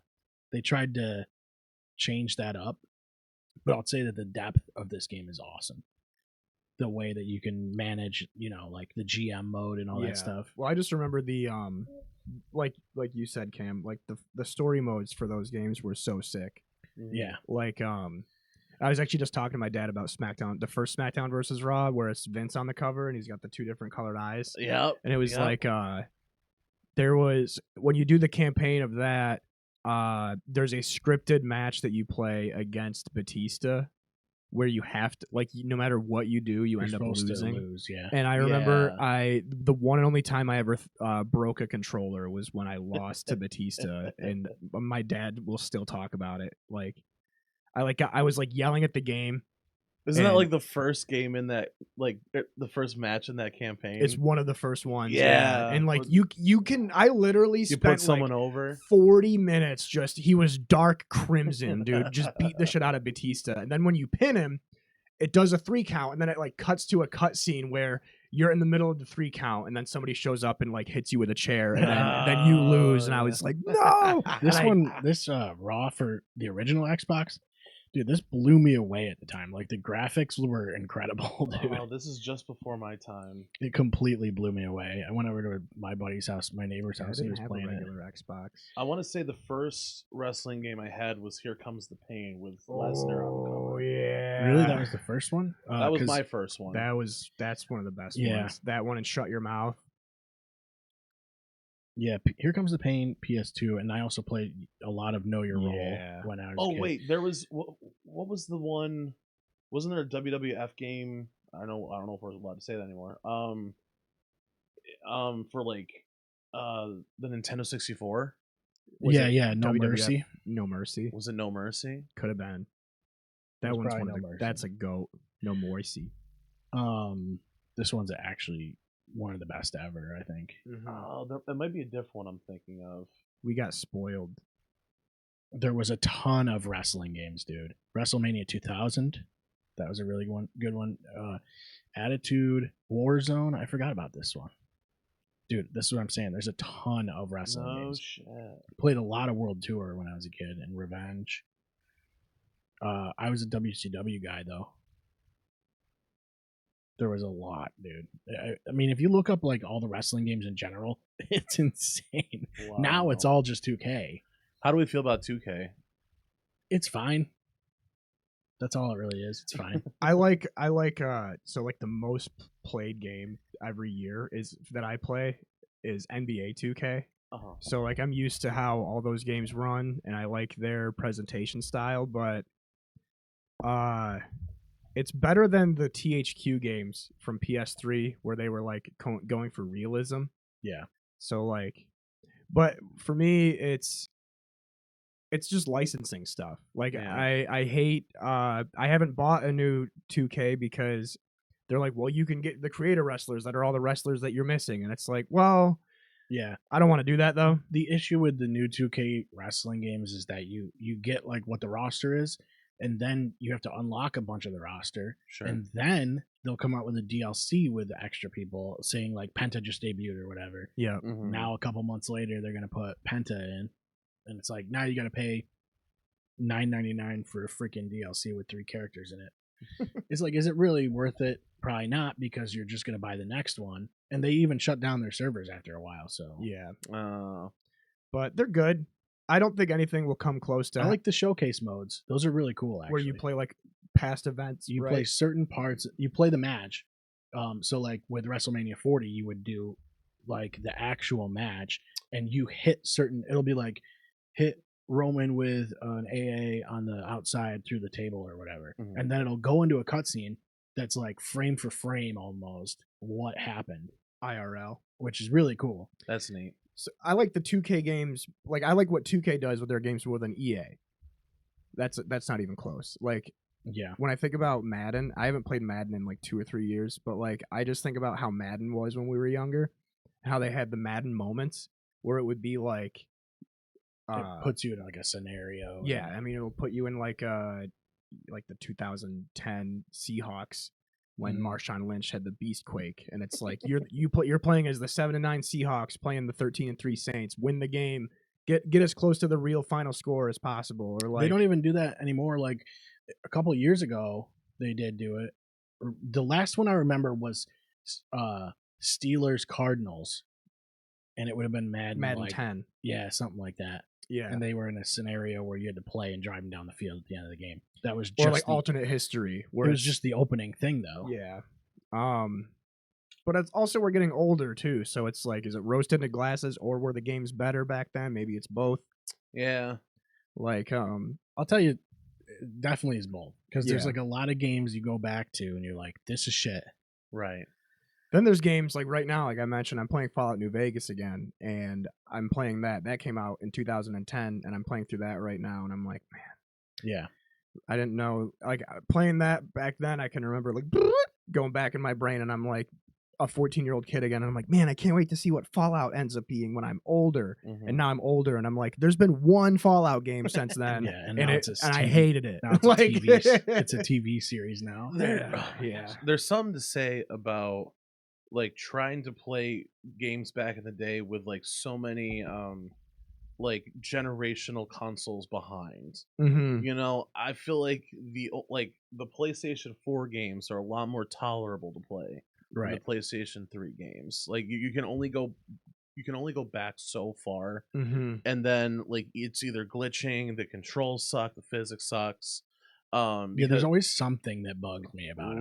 right. Like I'm very disappointed. Again, I'm not a big gamer. Like I like what I like, and I like everything on the easiest mode possible. Same. I loathe. I really resent where Assassin's Creed franchise has gone. Pretty much like since I didn't mind Odyssey. People shat on it, but like the Did you play Valhalla? thank you Valhalla. I did not like it. Really? I liked Valhalla. But here's the thing. I didn't look at it as an Assassin's Creed game. That's why. You Fair. have to almost not look at it as an Assassin's Creed, which sucks for Assassin's Creed fans. Mhm. Well, you can make that same argument for like the two games prior, which I thought were at least halfway decent. Origins and were like that's where they really like Turned into shift. RPGs type Yes. of stuff. And then Odyssey before Valhalla, which I didn't mind those as much. And like I don't know if it's like they're changing the controls too much for me. I don't know. But like yeah, you're definitely right. It's not the same. it's not the same. There's a lot of elements that are the same, but it's Mhm. weird that you're a Viking and you're like scaling buildings. You're like, okay, just make a Viking game. Well, not well though. You know what Right, I that's mean? fair. Because that's kind of the gimmick with her is that, or with Eivor is that you know you're kind of learning about the hidden ones, but you're not quite in the club yet. Mm-hmm. I really liked like raiding villages and throwing like you would like throw flame Yeah, the shit at, like the torches. roofs and you burn like the whole city down. That was super cool. But yeah, I get it. It's definitely not Assassin's Creed. 4 is my favorite still. So that one, that's where like They started going, you're not an assassin necessarily. well, no, well not that part, but You like still were an assassin. But Right. You're also like a captain, essentially. well he was like masking as an assassin Yeah, or a Templar yeah. or something like that, and then eventually joins the club. But no, that one for me, like going back to play later on in life, that's the cutoff point. Yeah, Because one, it is like it's goated, it's for- so good. but also like the glitching isn't there. Like trying to play like 2 or 3, Mhm. those are like I think I got Oh, both yeah. of them on the Switch and like remastered. They're rough. There's They're some times rough. where you're like, "Why are you jumping? I didn't want you to jump." Like, and you know what one really gets me with the "Why are you jumping?" is Prince of Persia: The Sands of Time. You're jumping off of shit constantly. The problem is, or the actual thing that helps it though, is that you can rewind time. So you just keep jumping off the ledge on accident and then rewinding it with the little dagger thing. That game is interesting because they announced a remake of that like almost a decade ago and have said nothing about it. There's even like a store page for Was it. that off of like the Jake Gyllenhaal movie that came out? It was before that. Oh, Yeah. okay. That was what it was based on, yeah. Oh, all right, gotcha. Prince of Persia, I don't know when the first one was. It was a First old one game, came out in dude. like the 80s. What? Mm-hmm. Yeah, It was a side scroller. It's an old franchise for sure. Oh, so this is a chicken and egg situation for me. I didn't know like this is a fucking thing. Shows you how much I know about video games. 1989 was the first one. For like MSX or Apple or something. Yeah, dude, it's Yeah, the Apple II. I never played that one, but I get cynical with video games because I've been playing them for so long, and I think about how, like, just like with Fallout, where I'm like, you expect it to be a linear progression, and then I go back and I play games from like over a decade ago, and I'm like, oh no, this was the peak for me. yeah. And like, is it my own opinions and my hesitancy to change and like just accept, like, because games like Fallout 4 is fun as a game, but then you look at some of the mechanics, and like Starfield I talk about a lot. It's another Bethesda game that, like, I put over 100 hours in Starfield, and it's like I liked it enough, but I want a game that I can go back to all the time, Like Skyrim. like Skyrim, exactly. Like Resident Evil 9 is coming out soon, and I'm die hard. I am the attending Resident Evil fan of pretty much everybody that I know. Here's the thing, though. It's weird to expect Skyrim all the time. You know what I mean? Because it's such a crazy, like, it really is. It raised the bar. Right, but they And so haven't been now able to you hit have that to- bar again. yeah, They now- haven't even hit that again. That's the though. issue. That's the problem. Like, Fallout 4 is like, there's barely any consequences to the stuff you do. When you read past, like, the surface level information that they give you, shit just stops making sense. Like, it doesn't make sense at all. Like, and then you get the argument that's like, well, it's a game with talking robots and monsters, and it's like, yeah, but the game plays it straight. So, like, the player, you have to immerse yourself. I can't immerse myself in the game, I guess is where I'm getting to. Yeah, And, that like, argument's kind of stupid because you can do that with any game, really. Yeah, you could just ignore. Yeah, you could just ignore reality for. I mean, Resident Evil is a game with fucking zombie dogs and monsters and stuff like that. But it's like, Still coherent. yeah, it plays itself straight. So like, Resident Evil 9 comes out soon, and I'm not excited for it, even though I should be. I already have it pre-ordered, but like, my problem is that I'm going into it expecting it to be like Resident Evil 6, which was a dud, and like Resident Evil 7 was awesome. Resident Evil 8 was good. But then I go back and I play it a second and third time, and I'm like, ugh. So now I'm like, all right. Yeah. But I'm just getting cynical and old. I'm too critical. Yeah, for me, there's just like a handful of games I play, and like I said, I've been doing some of the old games, and that's pretty much it for me. Like, I have a cycle of 5 games that I really play. I'm like annoyed. I'm annoyed with like toxic positivity, where they're like, no, it's gonna be great. Sure. It's gonna sell a bunch of copies. Sure. But like, if it isn't what I want it to be, then it's bad. Right? Yeah. You know, like. yeah.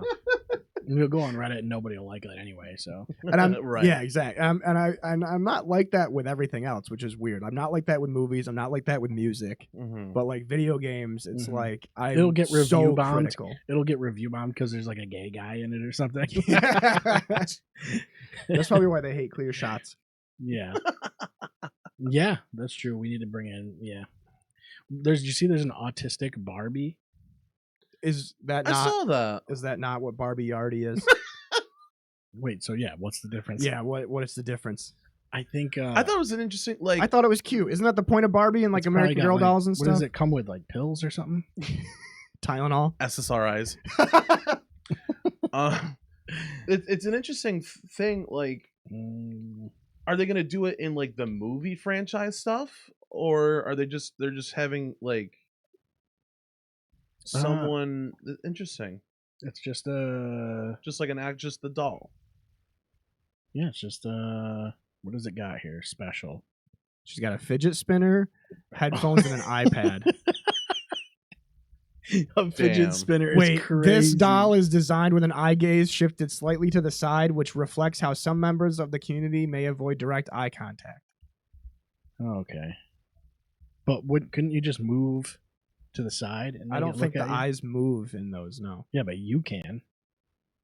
And Like make it like look you're at saying, manually move the eyes. you. Right. Well, you can just move to where it's looking. A fidget spinner, dude. That is crazy, dude. The fidget spinner's hilarious. How? Oh wait, is this it? Well, is the tablet so they can communicate? Is that the intent behind it, or That to seems to yeah. dissociate? Like that's no, it's a serious question because like my nephew, he has nonverbal autism, and Autistic Barbie with accessories. and he Oh, uses it looks like it is a speak and spell. and he uses the tablet to speak, but then he'll also use the tablet to fuck off and watch Sesame Street. So it's the best of both worlds. I wonder for how him. they chose how autistic to make it. Does the fidget spinner work? That's a good question. The fidget spinner is a wild move. The fidget spinners is That's like, the key. that's what has me laughing. I'm not gonna lie. Like the fidget spinner is kind of really funny. Yeah, that is. That's so wild. 2000 and late, dude. Yeah. Can you look up? It's got 4.8. Can you look up the fucking Reddit post of It's got good exec? reviews. Can you just Google fidget spinners for executives? Would that make more sense? Wait, would the fidget spinner make more sense for a Barbie with ADHD or anxiety? Yeah, I would think so, right? Yeah, I don't know. It depends. That's what I'm saying. Like, how autistic do you make it? Because there's a But lot like, of different. what's autistic? It's You a know, like spectrum. what's too autistic? Because everything's a spectrum and everything. Yeah, because you could just make it Elon Musk or some shit. That's a totally different Well, doll. She's doing a Nazi salute. there's yeah. like there's no Goose stepping Barbie. there's no like there's no person on the spectrum that is like similar like to the other. Different markers for men versus women. Yeah, so I'm surprised that's not controversial. Well, yeah, it almost seems stereotypical in a way, Right. but like they're trying to be inclusive. Generalizing, though. But like, yeah, I'm not a big generalizer. Not fond of that. But then what are you personally. going to do? Make a line of just a crazy spectrum of Barbies? Why not, though? It's Well- fucking Mattel, dude. They can just do whatever they want. Well, I want to like. I'm curious to see if they had like people writing in. Do they have, like, Gamer Girl Barbie and... They probably already do. Like, Do they have a Barbie I could put in a jar? Yeah, like Razor... What? what's with your that called? Ava. Yeah. Project yeah. Ava Barbie. Yeah. Yeah. Bi-curious Barbie in a jar. Yeah. Yeah. Yeah, because there's a lot you could do, man. Yeah. We should make our own line of... Well, I guess you can't say... We wouldn't be able to say Barbie, but Yeah, legally. No. we'd probably get Call a her cease and Babs. desist. Babs. We could make our own line of dolls. We That'd be sick. Can you look up the executive fidget spinner? It's really What funny. the fuck is that? It's really funny. It's just Reddit personified. I didn't. This is a real thing. Yeah, look up What am I doing? executive fidget spinner Reddit post. Adult fidget spinner. Fidget spinners are for CEOs and presidents. exclusively. There's a fidget spinner subreddit. Yeah, I got banned from it. Of course, I did. What did you do? How do you get I banned said from they were it? all retarded.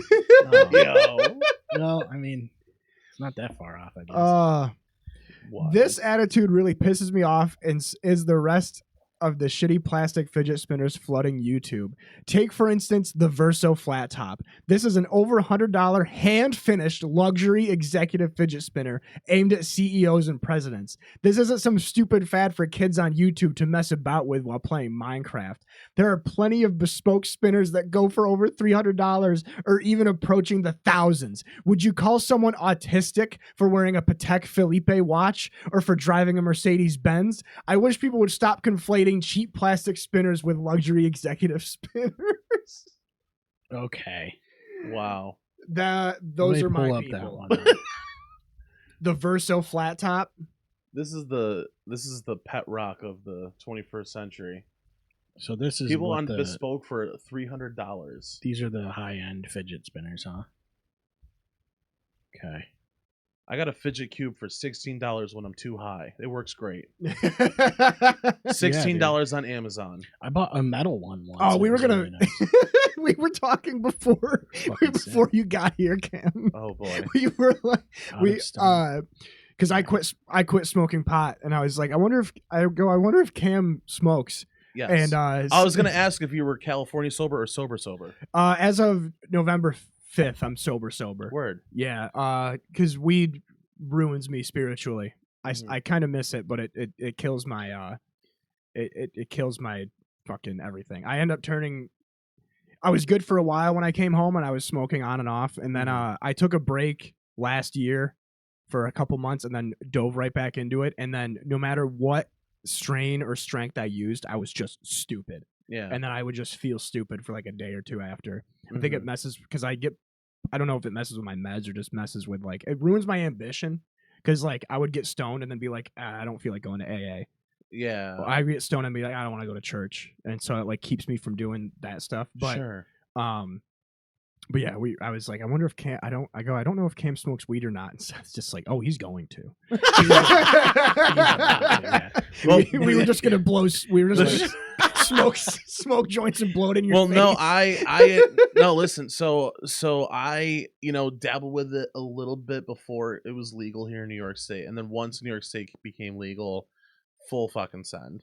I thought about having a little gummy before but I wanted to have a clear mind for you guys, and made sure I got home safely and all that. Didn't feel like asking my girlfriend to pick me up from a podcast because I had 10 milligrams. Yeah, You know what yeah. I mean? But 10 millicam. 10 millicam.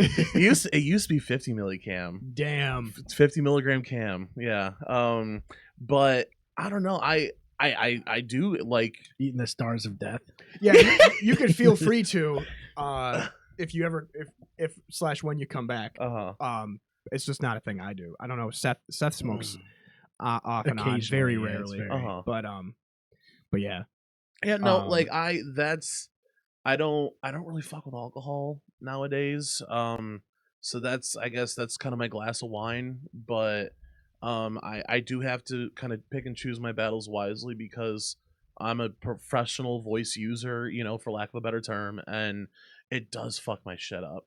So like, I might mooch off of my girlfriend's pen later tonight, but like just to make sure I'm good for Friday's gig at Manzetti, shout out. I need to make sure I'm warming up throughout the week and just staying the fuck away from smoke. Maybe I might do like a 5 or 10 to go to bed, but besides that, like I can't leading up to a gig, and it's a crying shame because I love it. Yeah, same. Like yeah, that was something I never did was play high. I I drink a beer or two, but I think you would love it because you're mostly playing, you're not singing as much, right? Right, that's what I mean. So I know people that can vouch for the playing aspect of it. Yeah, it just makes you loose, and you might get a little more creative. You might improv something. I don't know structurally. With like the genres you're doing more like on the rock hardcore stuff, like metal-esque, right? So how much room is there for improv? Oh, there's plenty. Is there? Okay. Because like I didn't know if it was like one of those things where it's like, all right, I'm gonna play this fucking solo this way every time. Yeah, it all depends on what you want to do, really. I mean, some bands will play.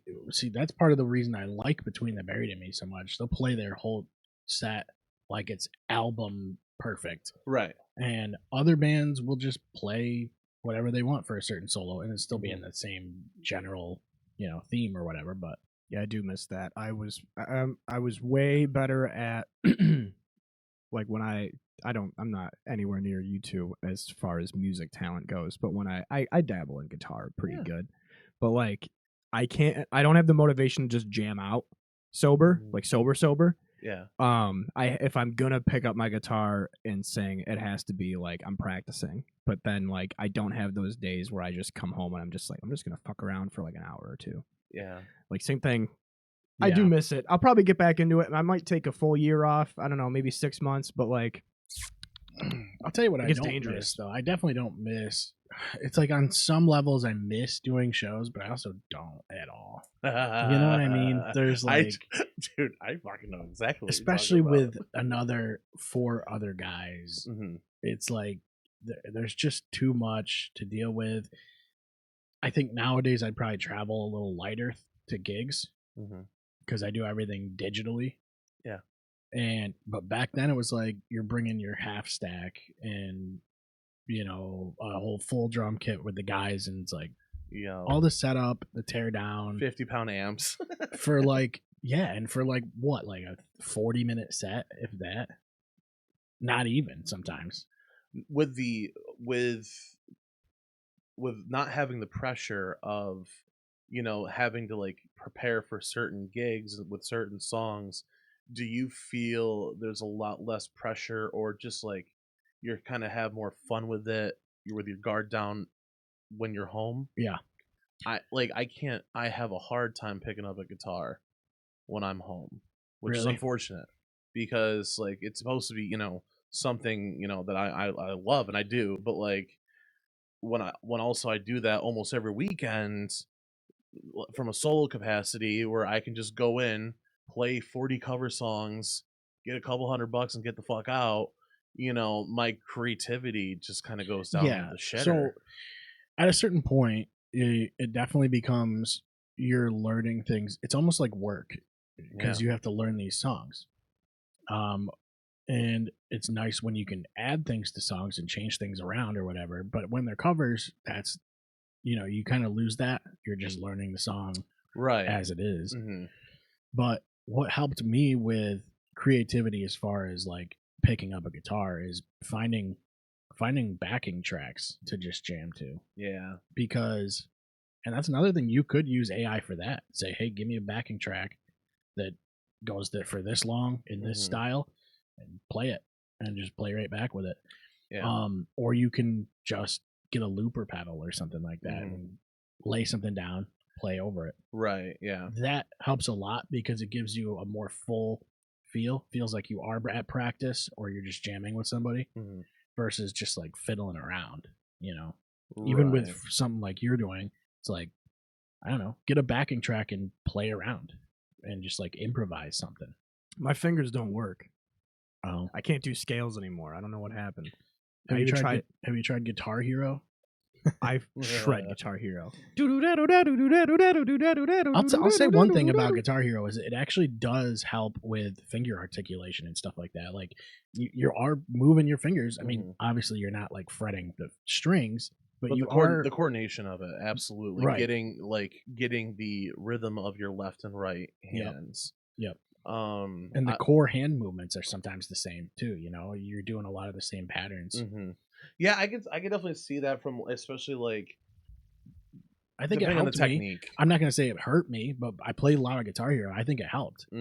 That's what got me learning guitar was through Guitar Hero, just the interest of it.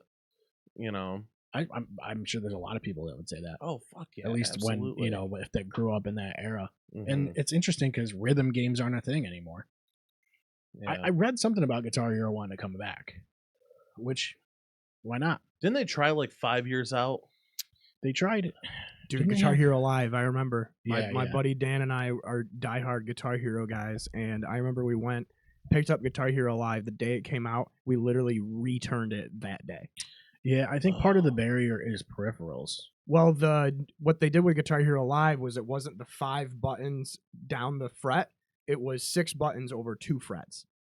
Ooh. Or maybe it was like 6 buttons over 3 frets. Oh, yeah, that's and right. It was really bad. So, interesting. And then you weren't playing, it wasn't like Guitar Hero where like you would create a guy and play through, like go from GarageBand all the way up to like the Superdome. Right. You were like playing music videos. It was very bizarre. I liked bizarre. The Guitar Hero World Tour guitar where you could slide up and play the touch. That was the best one. The fucking Stratocaster, the Sunburst. That was cool. I mean, I don't know if I still have that one or not. It was like Guitar Hero 3 was the first one. The one I still use is the Les Paul, the Gibson. Yeah, the black one that came with Guitar Hero 3. And then Guitar Hero World. I was more of a Guitar Hero guy than a Rock Band guy. Sure. But Rock Band was sick with the drums. Yeah, Rock Band. But yeah, no, because what I like to do is I just play like, and I think Seth has heard me sing once, maybe twice. I don't sing or play in front of people ever, but I just like do acoustic covers of songs, and that's fun, like what you do. Not like professionally. What covers are you doing? I do a lot of Blue October, Amigo the Devil. I know a couple Pink Floyd songs. The Devil Makes Three. Jason Mraz. No. You know what I mean? You're Elliott talking Smith. I know a couple of his Sublime. songs. Ooh, yeah. And that's about it. But there's probably a few. Like I know Mr. Jones by Counting Crows. That was a fun one.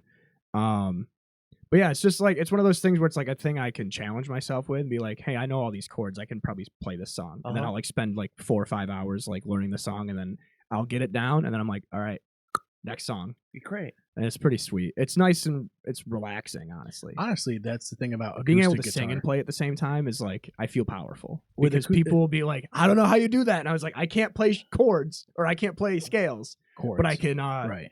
I can do chords. Do you see Yeah. me playing fucking scales at gigs, homie? No, but it's like That's the great thing about acoustic guitars, though, is you can pretty much transpose any song into just chords. yes, Yeah, as long as you have yeah.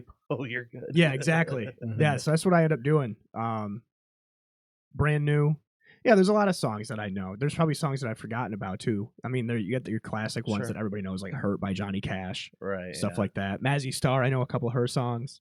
There's like a good like dozen or so songs that I kind of have down. So are you doing mostly just like straight up what the like C chord whatever, or are you going off of like accurate tablature? For some songs, I do the accurate tablature. Hell yeah. But then there's other songs that are like you'll have like 4 or 5 different versions of the chord, and then sometimes what I'll do is I'll pick the simplest one and start with that, and then I'll move my way up. Like Otis Redding and Syd Barrett are really complicated, so I'm like they're kind of intimidating. You're like Okay. once you start adding like numbers to the chords, like C major 7 and like shit like that. Like I'm like what the fuck?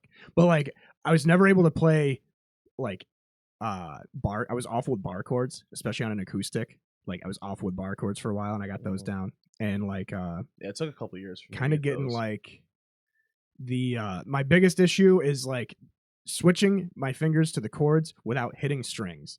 So like you can hear me fucking with the strings as I'm, but I don't know if that's a me thing or a guitar string thing or a guitar thing. where It's all a the matter. above. Yeah. So like You probably got old strings. You were talking about buying new strings earlier, Yeah. so that can give it a little like because like there's a rough. couple songs where I've like I could probably play this one and like throw a thing on Facebook and it would be cool, but like there's like little tidbits that are like I think people would Ultimately, eat it the fuck up if you started posting. I think Yeah, I one think thing it'd be too sweet. is depending on how old your strings are, changing strings just is night and day. yeah. Like if you have strings that are like over 4 weeks old or something, you're already having a problem. It's Yep. already impeding your playing, and people don't realize that because they're just playing it. You know, you're playing it daily or every couple days or whatever. You don't notice that. The second you change the strings, it's like you feel like you're lubed up or some shit. Like Yeah. it's Crisp. much, yeah, and it sounds better. Oh, It's a lot more full, and I don't think it's something that amateur guitar players realize until they start playing with that. You're supposed to change your strings every like 2 weeks, really, no if you shit. play a lot. Everyone's it's a very subjective thing. Like everyone's got a certain. I've Mhm. heard every 2 weeks. I think that's depending on. It's a lot. It's a Definitely. lot depending on like what strings you're using. Like I can go, I could probably go to good like, but also it comes down to not necessarily how long they've been on the guitar, but how many hours of playing you've put into it Yeah. and how much wear and tear you put into it, right? So I've heard like every 16 hours of playing, which like on my busier season, my tax season, if you will, in the summertime, I can bang out 16 hours in a week, Mm-hmm. Right. and I have elixirs, and those are fucking expensive, and I'm not gonna go Yeah. like that time of year, 3 to 4 weeks, that makes more sense. Or when my battery in my guitar dies, then I'll switch out the strings for that as well. What do you got, an acoustic electric? So that's what I want to talk to you about. So you were talking about like, just like noodling earlier, and I've done that in the past, just on YouTube, just like typed in, oh, I want to do like blues A, Yeah. and then just to like really like fuck my shit up, I'll go pop an E flat, and really just explore all the different styles and chord progressions and whatnot. And I'm not good from a lead standpoint. I just fuck with the cage system and I don't go much outside of that. Yeah. But I kind of stopped doing that recently because about a year and a half ago, I switched over from like your typical acoustic electric standard to a baritone acoustic electric Mm-hmm. made by Taylor. And that's been a game changer for me. But it's also like, oh fuck, how do I do a lead on this one now? Oh yeah, the voice is definitely different. Like it's because everything is like a fourth down Mm-hmm. from your original. So like obviously you can still use cage system, but it's like, oh, like nope, it's not C here anymore. It's more like G, you know. But yeah. Yeah, I don't know what any play. of that I means. play a lot less.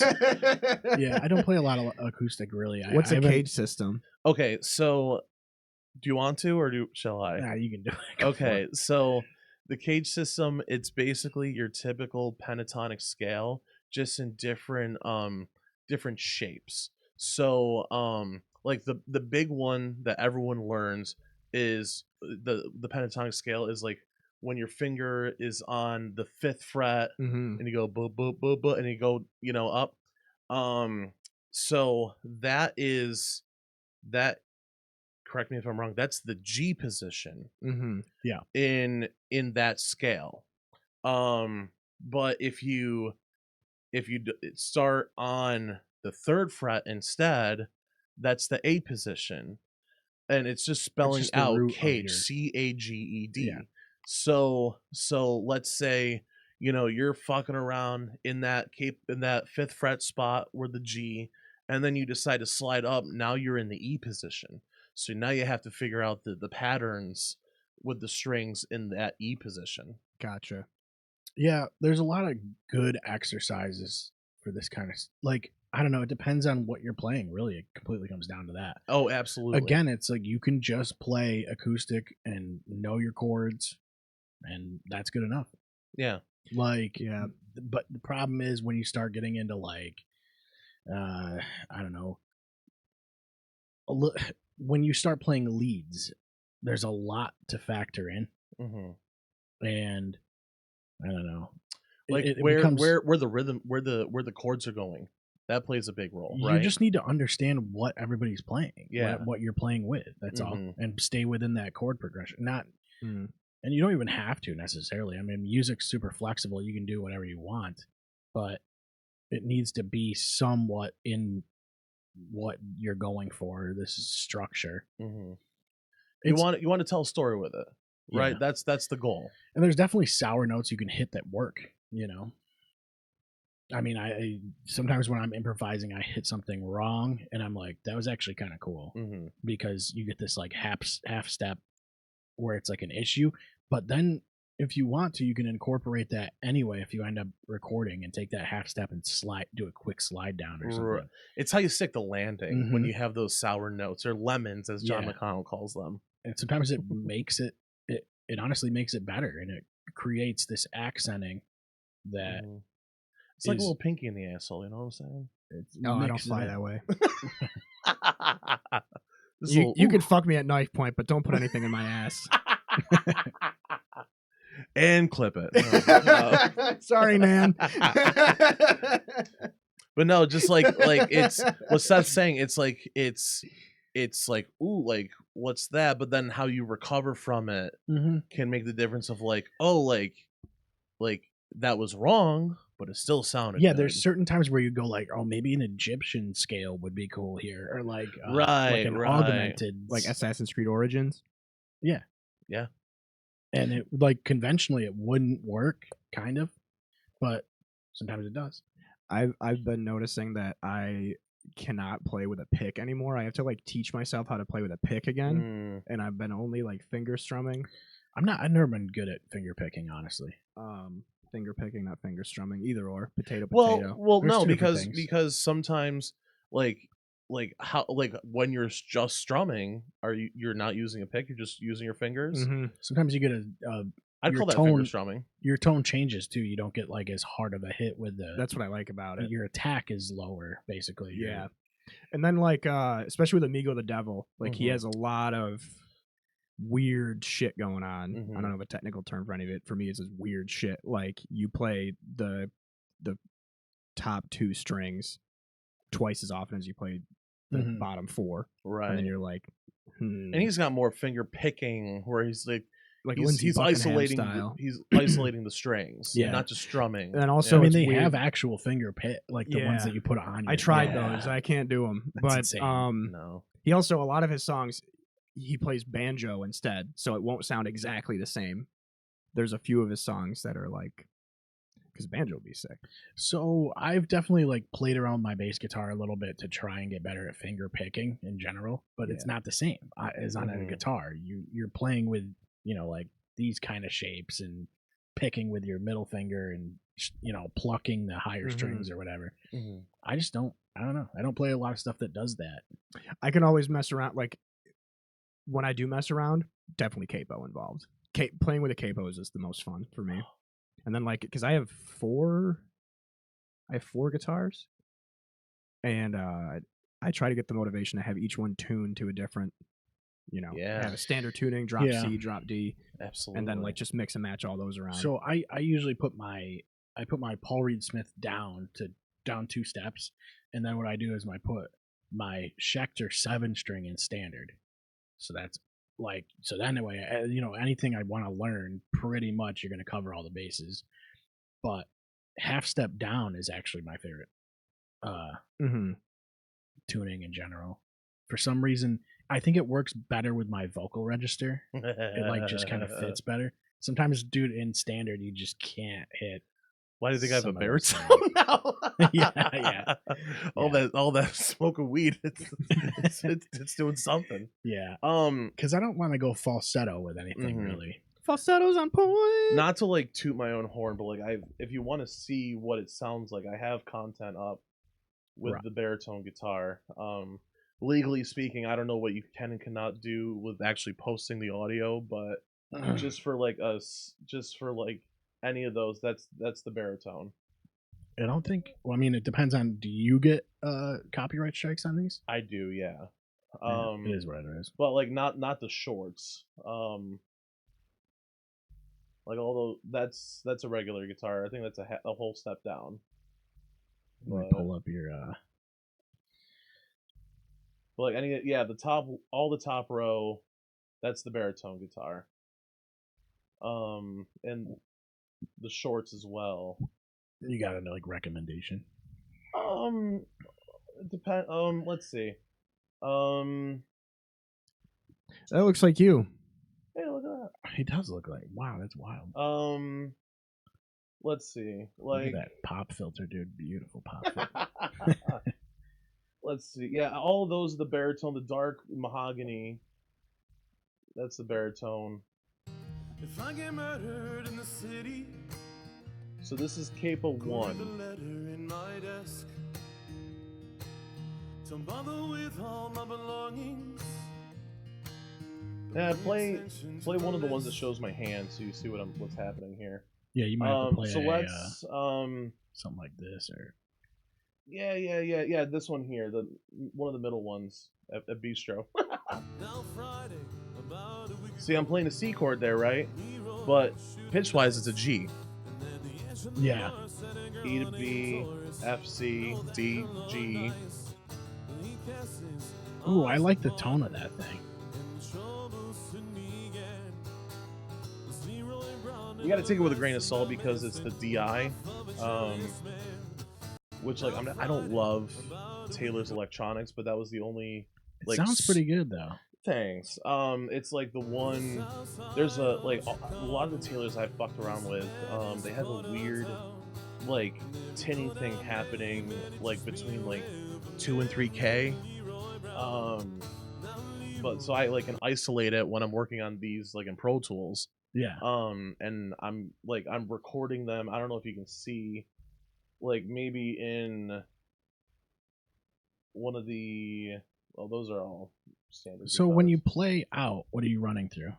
Okay, so for when I'm recording while I'm playing, So you usually do that? You do so you can not get all the content or time, not all whatever? the time. Only when I'm trying to like rack up content, you know. Yeah. And just and then whatever is workable, it's workable. But so for my mixer, which like you can literally see it here. That's the Bose T4, and so I have either like aux. Yeah, I think I have aux outputs going into this portable recorder made by Zoom. Not a to be. I don't think it's the same company as the video people, but it's just they have like this is the Zoom H6, I believe it's called. This is a Turtle Cove, and So it's running into your laptop or something, right? no, it's it's DI into the. it's DI into the recorder, and I just take a video. I just use my iPhone to video record, and then I just try to sync it up best I can in iMovie afterwards. Shows you what I'm working with, but yeah. So I use the Bose T4 for like my solo stuff. I'll use like an analog mixer for with like the band situations, the band gigs. But yeah, but so I only use the handheld recorder when I'm actually like trying to like build content and accumulate, but I don't do it every gig because there's a little sense of pressure that I feel internally when I do that, and it's one more thing to troubleshoot and worry about during a gig. So yeah, that's true. And so you have your phone mounted, or somebody holding that for you? I have it mounted. Yeah. I just have it on. I'm holding it like this. yeah. Now that I don't That was drink, Jacob now that I Bistro. don't drink, I don't shake anymore, so I can hold the phone straight. but yeah, so like when I'm reading chords off of my iPad when I'm playing with the baritone, it can kind of get a little squirrely because it'll say like G on it, but I'm not playing a physical G chord. Yeah. I'm playing a C. Yeah. You know, but so like some songs are easier to transpose than others, but or I just reprogram them to suit. That's what I'm the thing playing. is like, it's all about just playing what accommodates your voice. If you're going to be playing and singing, you know, I don't have a good voice, but I know where my vocal range is. Yeah. So you just have to understand that. That's where your voice sounds the best, obviously. No, a lot if of you're people trying to push yourself too much, it's like you're gonna sound like shit. Well, no, it's just not healthy. And what I do on a weekly basis, that it's unhealthy. It's like my weed and food, habits aside, because from a vocal standpoint, you're not supposed to sing more than like 45 minutes at a time. And I do almost twice that, and that just to take a 20-minute break, and then I do it again. You do the honey. So honey, lemon, honey. cinnamon, lots of water, lots of tea. And are you doing me? I have a guy on YouTube. His name is Jeff Rolka, who I follow, and he does the same vocal warm-ups and stuff. I just follow his vocal warm-ups. Just have the volume, whether it's on the TV or on my little JBL portable. I'm at the point now where I'll do like one gentle warm-up in the morning, and then like a little more like range intense one like while I'm in the shower when the steam's going and all that. Just to keep up. And like I'm like, I don't know, I'm in a weird space with my vocals right now, and between definitely the pot smoking, also getting older, you're closer to the age where your voice, like where it's gonna land. Yeah. For men, it's like 35 years old. For women, I think it's a little bit earlier than that. But so my voice is still kind of changing. I'm also trying to be more health conscious with my testosterone levels. So I take herbal supplements and do like the testosterone gel replacement stuff. So you take maca root? I don't take that one. No, I take Shelljet, I think it's called, maca root, and Tungcat Ali. Those are the ones, like the supplements I just do for funsies. But I also have the tea gel. Even going back to the old episodes, like we were talking about, I can hear a difference in my voice, and I don't know how much it has to do with compression and filters or whatever we're using on these mics. EQ, but, right? I've sounded the same since I was like 12. Yeah.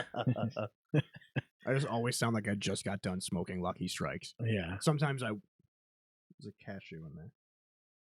Okay. But those sound good. as far as what you're recording there. Thanks, so. man. I appreciate that. But yeah, so that's what I'm fucking around with right now is the baritone guitar, and Yeah, that's cool. I'm actually gonna look into that because yeah, they just started a new line of them because like the one who I makes got, it? Taylor. Oh, Taylor, yeah. So the one I got, there was only like 2 left on Amazon, and then within like a year or two ago, they came out with a new line. Wow, look at the JPEG, dude. And That's crazy. They have Am I zoomed in? 6-string and 8-string. So what that means is that there's 2 in the middle, like Right. that, and those are just octaves. And which I tried a guild 8-string for like $600-700 on Sweetwater, and I did not like the extra string feel. Yeah, I've never played an 8-string. Yeah, I don't recommend it. I can only play 4 strings or 6, nothing in between. Like the 5-string basses, I can't fucking do, man. I don't mind my 7-string, but Well, like what? That's crazy. all it's doing is adding a B, right? Yeah, so it's not really that complex. sure. Some of these paired strings are weird. Like playing a 12-string is interesting. Yeah, I don't like it. I love what it does, right? I love the sound that it Yeah. produces, but playing it is very weird. And the one thing I will say about like for the baritone guitar, it gives you, because like I think technically one, if not both of those strings are hot. Like if you like once you get playing and like exploring the neck, Yeah, it it's looks a like the little hot. gauge is different on Well, these yeah, things. for sure, but it's higher than like the high B string, Right. which like I think it's a B3 on like a piano scale. So it kind of makes up for like what you're lacking with the E string that you would have on your standard acoustic. But yeah, it feels weird, and like just for those strings, I don't know, not for me. And the guild I tried sounded like dog shit. Yeah, I just think it would feel weird having the paired strings Mhm. in certain spots when you're playing. But also, I don't know, with chords, you know where your hands are supposed to be. So it's a little different there, I guess. Yeah, it's trippy. Like I've jammed with a 12 string before, but Yeah. it's it's for someone else's guitar. I really like semi-hollows, honestly. I've been thinking about getting into semi-hollow. That's what I always wanted. Oh yeah, they're fun. Yeah, I think I like it because it's a little more, it's kind of that in between spot. It's a nice hybrid. Yeah, and it's nice and loud when you play. Unplugged. Look up for me Godin Flat 5X.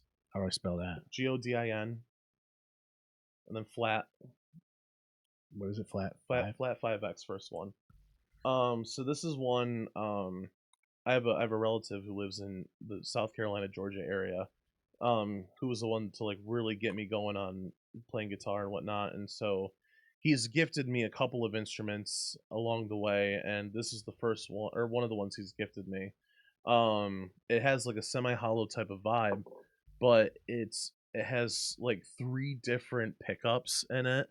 One for like an acoustic, one for an electric, and then one for like a hybrid of both. Huh. It's a pretty nice looking guitar though. Yeah, they're nice. I believe they're Canadian. I love that. I love that, dude. Yeah. I don't know if they still sell those, but I know they have semi-hollows, excuse me, that work great. And the electronics on them are, I think, top notch. Huh. Never heard of Godin. I know that's what, so they have like these really cool acoustic solid bodies, which sounds counterproductive, right? But their pickup, their electronics are really good. Oh, it better be. It needs to be because it's going to be plugged in. Like, right. John McConnell, that's his like workhorse right now, is like the acoustic Godin, but it looks like an electric guitar. You know John? Do I know John? Yeah. Wait. I can never fucking tell if you're joking or not, asshole. I'm sorry. I got him. Oh, I have a cool announcement. Speaking of John, I think I'm allowed to say this now, because like we submitted the paperwork, but McConnell, Caruso, and Carpentier. So Gary, who you've had on the show, and again, I think would be great for the wrestling podcast. We want to get him on here too, though. He's Of down course, in of Utica, course. isn't he? He is, yeah. So Yeah. you got to plan it out accordingly. But so the three of us, we've been playing for the better part of 8 years now, as like a trio. We do like covers of acoustic, like we'll basically throw 3-part Crosby, Stills, and Nash type harmonies on whatever the fuck we want. Mhm. You know, it could be Paula Abdul, it could be Mumford and Sons, whatever. And so we are going to be playing for Harbor Fest this year, which is our second year doing it ever, which is awesome. But this year we're doing it Sunday at noon at the Brightbeck main stage. Kickoff. Sick. Harborfest kickoff. Well, it's a Sunday. I don't know if that's a kick. I think No, that's a I'm kidding. send off. The send off. But Saturday is right. but I never thought Thursday I'd be on that fucking stage. on the main stage. On the main That's stage. fucking incredible. I can't wait. Dude, And I'm off on Sundays. It's a dream come true, man. There's no It's- football because it's summertime. That's right. There's no football. Cool. No. Can I Yeah. go? Oh, Are we allowed? Yeah, can we get tickets? it's- Or? Yeah. it's I think it's fucking free. You know. Can I be a roadie? You could. But yeah, no. So it's very That's super very exciting. excited about That's that. really dope. Never thought I'd be on that stage. Never. Yeah, that's cool.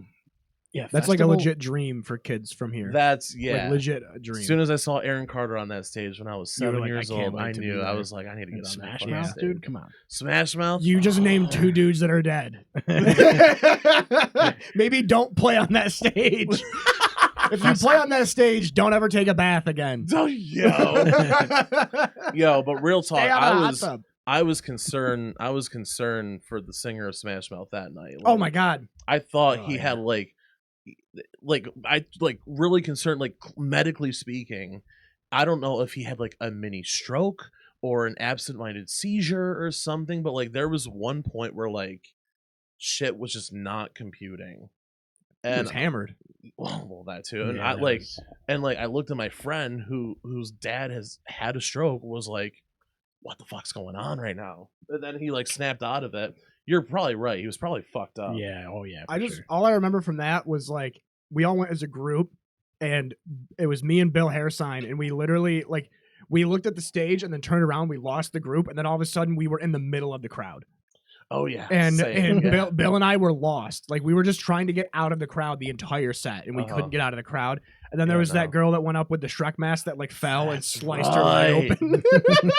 She sliced her head open. She sliced her leg open. Oh, her She leg fell open. on Shit the got wild, stage. dude. Dude, I remember the Shrek mask. That When was Smash Mouth is in town, dude, shit goes hard. Was I had to have been still drinking back then. Yeah. Yeah, Because that was pre-COVID, right? It was 2019. Yeah. Oh, I was definitely that was Yeah. that was my Hall of Fame candidacy summer, dude. That Festival was the summer of stages the are unholy trinity. festival stages are weird. They're very big, and Mhm. it feels so unnatural because you're practicing. We should do clear shots live at Harborfest to see what happens. Dude, No, that'd be a nightmare. I don't know. I think if you got the right people involved, the right venue. I don't know if you can clear it with the city, but it might be something No. you have to work with a brick and mortar. They'd probably let me do Out of the Woods live, but not clear shots. Yeah. Well, maybe. I don't know. We could probably tone it down a little bit. If we got the doctor in, Yeah. Oh yeah. That would Who's the have to. doctor? I'm not Bill, familiar. ill Bill. You know what we'd probably have to Oh, do is okay. we'd go 4 people. We'd probably go 4-man and just bring Brian in too. Just because he Get was the- like an get the OG. crowd pleasers. Yeah. Yeah. Ill Bill and B fam. Yeah, that'd be sweet. But no, that's gonna be awesome. I can't wait for that. Yeah, thank you, man. That's gonna be Thank It's you. gonna be Cool, really so- awesome. Thank you, guys. And I love that the last time, or like the first day that I work at the bistro in like months is a night that you're playing, and I was like, this is too perfect. yes. I was like, this is too good because it's fun. That's one thing I miss because I don't go out. Not that I can't. Uh-huh. I operate perfectly fine. I mean, I'll go to I'll go to an AA meeting and then I'll go to the bistro and sit at the bar and hang out with Jenny and everybody afterwards, and it's no biggie. But like, I gotta leave the house more. I pretty much only leave the house to see you or John play. Hey, I'm flattered. By So that. like, I go to meetings, work, church here. and then I see you or That's John how you know Boy. you're a draw. Yeah, You know what I kind mean? of. Yeah, That's how you know. If you could get me away from my house. Yeah.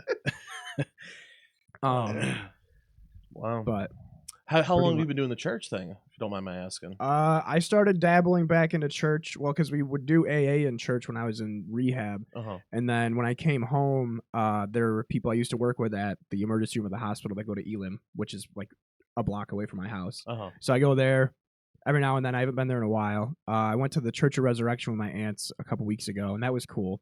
But lately, it's been AA does a meeting on Sundays at 10, so I've been doing that instead rather Well, than let me- double dipping. All right, let me ask you something about the Church of Resurrection, right? Have they ever resurrected anybody? They're working on it. Because that seems They're working it on seems it. like an extreme claim. Which one? Where's that? Where's the church? of That Resurrection? one is I think it's like West Seneca and 4th. It's by West Park. Shout out to The West little blue Seneca. guy. I think so, yeah. There's like the rectory over there. It's It's really nice. I mean, I like it just because it's just nice. I don't know how to explain it. Like, Yeah. it's not like definitely not devout or like a Bible thumper, but so it's not just to nice. not to sound sexist or anything like that, because I'm all for it. Is that the one with the woman pastor? Right. Currently, I don't think there's a pastor there. Okay. There's a woman pastor at one of the churches in Fulton that I know of. Because Okay. I'm friends with her husband. I played it. I think if we're I thinking think there about the was same- there was a woman pastor. She just retired. Actually, Okay, yeah. gotcha. Because I thought that was very cool and progressive, Mhm. and I really appreciated like just reading their literature. Like I really appreciated their take on like accepting LGBT members and whatnot. So I'd get hired once in a while to play like sing a song there through the college, and the first time I did it, I was hungover as fuck. Unreal, Played. blasphemous. I was playing at Toucans the night before to Oh, really God bless date. you. This is like 2000, like fall 2016. I just turned 21 at this point. They were doing a 21 tequila promo night. And it's that's Brandon Bellinger, Yeah. who like helps with that company, as well as I think Trevor as well. But I asked what the best combo was, and he said tequila and lemonade. So I asked the bartender for lemonade. She said we don't have it, so so the next one was ginger ale. So I did that, and then she later on in the middle of my playing, she was like, "Oh wait, Cam, I do have, some lemonade here." And so I took a sip out of it. I was like, "Fuck!" I was like, "How much tequila did you put in this?" And she was like, "I was like opposed to lemonade." She was like, "Oh no, honey, it's lemonade vodka." So she was giving me 21 tequila with lemonade vodka. Oh my god, dude. Like Deep Eddies, like probably. I don't know, dude. But like the rest of the night was That was a killer. Yeah, 'cause that's blurry. not a mixer. I used to go crazy. There was Right, probably an era. There's a stretch of episodes you could find on here where I got deep into Pink Whitney, the pink lemonade vodka. Okay. And it's like 60 proof, but if you have that over ice, it literally is just like Minute Maid. Yeah.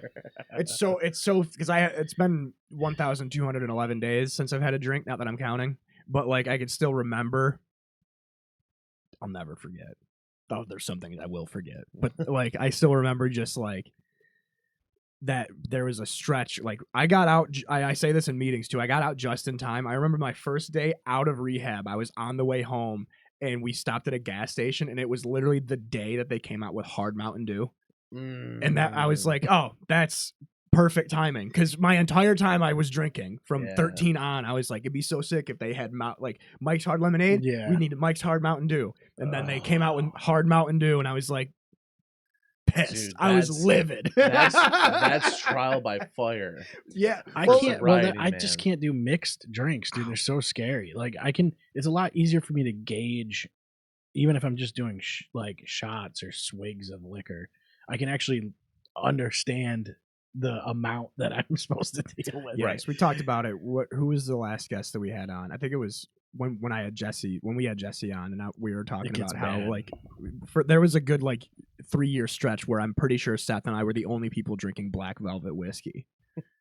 Yeah, And then we were keeping that company afloat. Then there was Kraken came out. That was it for me. Kraken. I would do like Kraken with Dr. Pepper, and then eventually like just Kraken straight. And this is just like one of the grossest stories I've ever had. I love Kraken, but it's just It used to be pitch black, so I feel like it's so bad for me. When I lived at we called it the Birdcage. It was me and Sam Janey lived together, and there was a night where we got a liter. It was like a 1.75 of Kraken. It was like 90 something bucks, and then we got a bunch of 2 liters of Dr. Pepper. And I remember we were drinking out of mason jars, and I had a mason jar that was half Dr. Pepper, half Kraken, and somebody dared me $10 that I couldn't drink the whole thing, and I literally got all the way to the end, and I threw up into the jar. And then they're like, "We'll give you another 10 if you do it again." And I took it. Jake. That's why I'm sober, boys. Yeah, but you made $20. Made $20, and then you remember how aggressively I would vomit when I would vomit, dude. You could hear it from across the street. No shit. Oh man. Like danger. Yeah, I'm retired. For those of you that aren't aware, if you've ever missed all of my disclaimers before, during, and after these stories, I'm retired for a reason. Yeah, dude, it's. So I don't miss that because, like I said, I'm still just as shot now. I'm just not. I'm just stone sober, which I think scares people. They're like, "Oh, this is just how you are," and I would say, "Yeah, always has been." Like I'm going to meetings and like the thing that really bothers me about like culture and alcohol is like because it's the one thing that like is like it's super socially acceptable. Yeah, but like I don't know, it's so fucking bad for you. It's like, way bad for you. It's like it's poison. Like like. Well, and then it's just straight empty calories too. Like I've lost over 100 pounds since I quit drinking. Oh, see, that's why I don't like. There's so like all this like triple digits. I think that's what makes it even worse that they demonized weed for so long. Yeah, it's because they were just pushing alcohol, which is funny because there was prohibition, so they also wanted that to be illegal at one point. Well, that's why like I get my weird like schizo like tinfoil hat takes about marijuana, where it's like sometimes I wonder if it's like if it's this strong on purpose to like pull back legislation down the road. Oh, interesting. Like and it's so like we were talking about how vapes are marketed towards kids, and then I'm like going around, and I remember going to C's when I was still like consuming cannabis and like THC enriched seltzers, and I remember my sister once gave me this thing, and it was it looked like Cool Blue Gatorade, and it tasted like nothing, and it was like 1 10-ounce bottle of it was like it was like 100 milligrams of THC, and you were only supposed to take shots of it, right? And it's like, what is like I've had this conversation with a few of our friends where it's like, man, sometimes like I would smoke weed still if I could go back to like dro, like the way that weed was when we were in high school, and you could just smoke a bowl and just feel a little loose. I just want regular weed. Yeah, I want normal weed. Like everything is like everything's juiced up. But my problem is like even if I start with normal weed down the road, when I first started smoking again, when I came home from treatment, I was just smoking regular flower, like homegrown stuff. Yeah. And then all of a sudden it was like, well, I might as well just get like, the really heavy stuff. I might as well get the moon rocks and like the extract dusted nuggets. And then all of a sudden I'm taking dabs again, and I'm getting pens, and the pens were killer, dude, because you can hide them. Yeah. And then it's like taking gummies, and I would take like, but my buddy Dan and I would go to this head shop in Syracuse when we'd hang out, and they would sell 200 milligram Rice Krispie treats, and we'd each like just pop a 200 milligram Rice Krispie treat, and then like binge watch all the Saw films. Like that was the thing with me with weed, was like I never did anything stupid or dangerous on weed because I was always scared, just anxious when I was stoned. But then like the anxiety wouldn't wear off, so like. I don't think the door is definitely slammed for like the hard drugs and alcohol. Weed, I'm just gonna I'll go back to it after a year, see what happens. But even like a lot of it, you just have to gauge the percentages on what you're getting at the dispensaries, because like I don't know if it's like I get what you mean with the tinfoil hat stuff, because there's a lot of stuff that they've already like divulged with the war on drugs and whatnot, and even like the prohibition of marijuana, how it was like racially influenced, and just throughout history, or recent history. But when it comes to that, I think it's kind of, it's not necessarily like conspiracy thing with why the dosages are like crazy nowadays. I think it's just the pendulum of freedom swinging in that direction. It was like, oh, we haven't been able to have this ever, so like we're gonna like just get to where you want to be with it. But yeah, and I think people that are making it are just trying to do it as best as they can, obviously, and you're trying to like win the market over too. It's the same way, right? And they're trying to manipulate. Are you like farting or something? Bad, Like what's yeah, happening? that was bad. That one was bad. Yeah, they've been silent but deadly for a He's while. like- That one lifted me off my chair. So opposed to like the fart I mic keep on seeing him. YMH, you have this. You have the spray. Yeah, he keeps like spraying that, and I'm like, something's going on. One for you. One it's for all the. you. It's all the. I didn't mean to hit you with that one. That one was an. That was a misfire. It smells way too sexy. It does. It does. The pheromones or something? Is it like Sexiest fantasy fireworks. Oh, yeah, I'm starting to I get brought a it from little- home. But I think it's just them overcompensating with the freedom they have I could see that. to genetically modify their product. Where but like I was doing like 50 to 100 milligrams when I first had that connect, and like it would just get me getting fucked up for no reason. Yeah. And where now it's like, oh, I just need like a 5 or a 10, and I can still like be a good hang at a Thanksgiving dinner instead of being comatose. Great. Yeah. Sometimes it's all in your head too. Like Yeah. you're still actually fine, but sometimes you just feel it. Everybody's It's like I can't have that. Since I quit smoking weed, that all in my head stuff doesn't happen anymore. Like even when I wouldn't smoke, if I Right. smoked like on a Monday, I would feel weird until Thursday. Yeah, that's wild. I actually never. I don't know. Weed. I don't know how long it really lasts for me. It's only a couple hours before I'm like fine again. Like I'm not like actively stoned for days, but like I just feel disconnect. I feel like I'm on airplane mode. Yeah. Yeah, foggy sort of. Yeah. Counterproductive. Oh my god. Yeah. I mean, Yeah. and that was like, especially because there was a girl I was dating last year where like that was what we would do. She would come over. We work together. She'd come over after work, and then we would just like rip bongs and like play video games until 1 a.m. And that was sick, but it was also like that was what the entire relationship was. And I'm Yeah. thinking about it, and I'm like, how is that any different from like my other exes where we would just get drunk and hump all the time? Like, right. like yeah, on paper it's dope as hell, but then it's like I'll have my days where I'm stone sober, and I'm like, I don't really want to do that, but that's all we do. I'm trying to pull up. The Bears game. Yeah. I can't remember what the website is. The Bears. It's 10-10 right now with 12 minutes to go. Who are they facing? The Los Angeles Rams. Oh. The Los Angeles Rams of St. Louis. I just want to see what the score is. Oh, Yeah, my- 10-10. My killer But- is it's 2 minutes behind. That's weird. Fourth quarter. My killer is like food though. Like food I'll go like especially when shit's on sale at Big M. I did this last Sunday. They had burgers were on sale. Mhm. They had burgers and fresh American cheese on sale. So yeah, of course I bought that. And then I'm like, yeah, this is good. I can have a cheeseburger, throughout the week. And then I just cooked all 4 burgers and ate all 4 burgers. And I sat there and I was like dying. Yeah. Or like Bob Evans mac and cheese feeds a family of 6. I'm a family of 6. And I'll just eat the entire thing. Yeah. Yeah, some of that stuff. Like, I always love serving sizes on certain things because you're like, no one's Ew. eating that. Like, Yeah. It's Cheez-Its or whatever. It's like 6 pieces. And you're like, okay. You get the taste after 6 pieces. Yeah. like, I'm just Exact. fucking warming up, dude. But no, man, like, trust me. Clearly, food is my drug, also.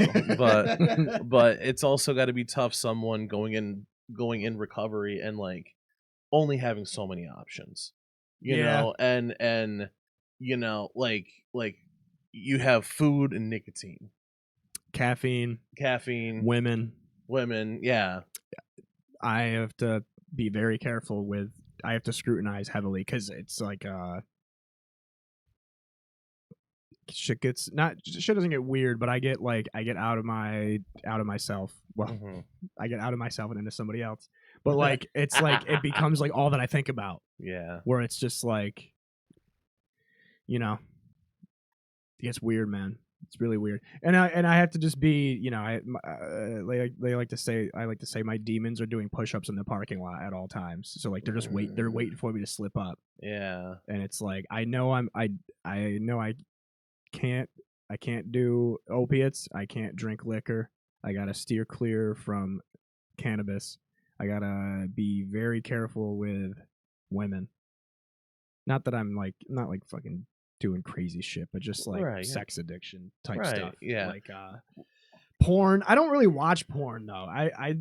It's actually like as soon as I started getting laid, porn stopped being a thing. Really? Yeah, that's how kinda, it works. For most people, that's how it works. Yeah. So it's like I remember like going to meetings and stuff, and or not meetings, but like when I was down in Philadelphia, there was a guy that was a porn addict, and I was like, damn, it didn't register. Like some stuff didn't register for me, like people that were like addicted to like cough medicine. And it was like I got that out of my system quick. Mhm. Dude, Robitussin, robo-tripping.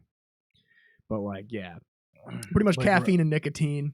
And food is DoorDash was my biggest killer last year. Yeah. I finally canceled DoorDash Premium. I was literally getting Little Caesars like 3 or 4 times a week. Yeah, DoorDash is pretty scary, man. That's not what I had this morning for lunch. DoorDash and Little Caesars. But anyway, Yeah. But yeah, it's because like, you know, a lot of people will trade one thing for another. yeah, Yeah. That's, you know, that's got to, it's a tough balancing act. and I got to do it with everything. Yeah. Even video games. Like yesterday, and I have to make sure I don't like even staying up late. I get like a rush off of staying up late because I feel like I get away with something. So like if I don't go to bed before like 11 or 12 p.m., I'm not sleeping that night. I will stay up. And like all of a sudden it's like 3 a.m. and I'm like walking around the city and I'm like going to 7-Eleven and like buying snacks and I'm just walking around because it's just like I feel like it's weird. I feel like I'm getting away with shit, even though it's like I'm a 29-year-old man. I'm allowed to walk around, but like I feel like I'm doing something wrong. I'm getting one over. Yeah, like soda and shit, like just anything that it's like my subconscious knows that there's shit that I shouldn't be doing, and then I overindulge. You know what that thing is for me? Like my naughty thing that I like just get a Carvel ice cream cake at Price Chopper for no fucking reason. And just huff it. God. Just that was Those are so fucking good. just every now and then I'll get that impulse buy, like the little you know, little happy birthday shitter bins. Not burned dairy, Dunkin'. I'll do that. Like the $6 meal deal. I'll be like having a hankering for just like because it's coffee, it's caffeine, and then it's a bacon, egg, and cheese from Dunkin', which is not good for you. So it's like I'm double dipping, and then the hash browns, which are never good, but I always eat the hash browns anyway. God, they're so bad. They're fucking horrible. And like It's got to be one of the worst products on the market, honestly. It's dude. And it has to. They must sell them and they only give you like 5 of them. pisses me off. They're if like they're gonna be $3. dog Yeah, shit, it's such. give me more. Like It's Burger King's hash absurd. browns that come in the box. Oh yeah. Yeah, dude. Mhm. Like that was the out of all the things from DoorDash that I missed the most. When I would wake up at like 7 a.m. on a Saturday or Sunday, and like I'd have like $20 to kill, and I'm like, give me an enormous burrito with a large Coke, no ice, and hash browns, Yeah. like just a 38-piece hash brown. Man, Dude, my own yeah, heart. they're large hash It's the browns.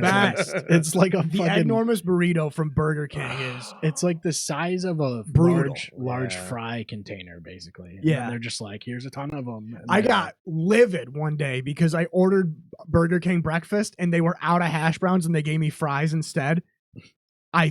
I threw a legit temper tantrum. Yeah, that's. You not don't get the same quantity situation. No, It's and like you get like 15 of the large fries. yeah, and the girl I was hanging out with was like, "Well, it's potato. What's the difference?" And I'm not even kidding. That's Oh one of the my reasons I God. stopped seeing her. I would Like, be, if Red you- flag. If you can't understand, that's the red flag on my end. I'm a psycho. But it's like if you can't get the fundamental difference between hash browns and French fries, get out of my living room. yeah. Why do you think they're? Why do you You're think not they're staying the called night. something? Give me different? my hoodie back. Give me my hoodie back. Yeah. Why do you think they have a different name, dude? They'd just be called French fries if that was the case. Duh. I tell my girlfriend she's got keepers when it comes to my clothing, and she's got rentals. All the hoodies are rentals. So the best part is like a lot of the hoodies that I wear, Well, the ones that I let women take, the clothes that I let women take are like clothes that I don't really wear anyway, but then I Oh. pretend that it's like my favorite. I'm such a dickhead.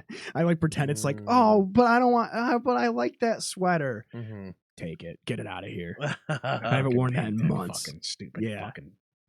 I hate that sweater. The keepers are mostly the shirts that I've grown out of, or they've shrunk. Pajama pants, sweatpants.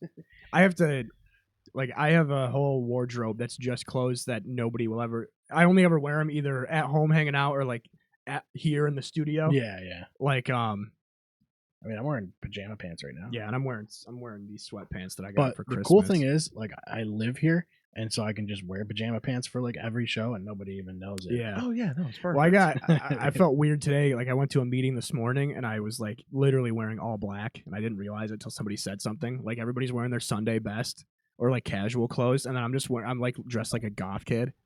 Like it's just like black sneakers, black socks, tight black jeans. Don't know why they were tight. I had to get I actually think they were a girl's pant. I think I was wearing women's pants. I have a lot a lot of my clothes are keepers too. You're dressing like you're in My Chemical Romance. Did like someone like comment on your attire, or were you just feeling insecure about it in the moment? A bit of both. Okay. One of my buddies asked me, he's like, what are you doing? Are you going to like a hardcore show after this? And I was like, what? He goes, all black? Really? And I'm like, yeah. I go, I look good. Aren't meetings like the place where they not supposed to judge? On paper, yeah, but we like to fuck That's all they around. do. We poke fun at each other. Do We're ya? all Okay. friends there. Yeah. But yeah, yeah. The poncho, I wouldn't wear the poncho out. The poncho is going to be studio only. Actually, I'm going to wear this home too because the poncho is pretty sick. Yeah, Because yeah. I've always been I used to wear a shawl. Uh-huh. I used to go top off with a shawl. Okay. Like I looked like What about like a kilt or something like that? You think you would pull? I don't have a Celtic name. Oh, I could do it. It'd be probably. cultural appropriation. Yeah, I gotta wear some shit with feathers in it. I think I might get one just to try it. Yeah, if you get a buckskin kilt with feathers on it, I'm your guy. Yeah.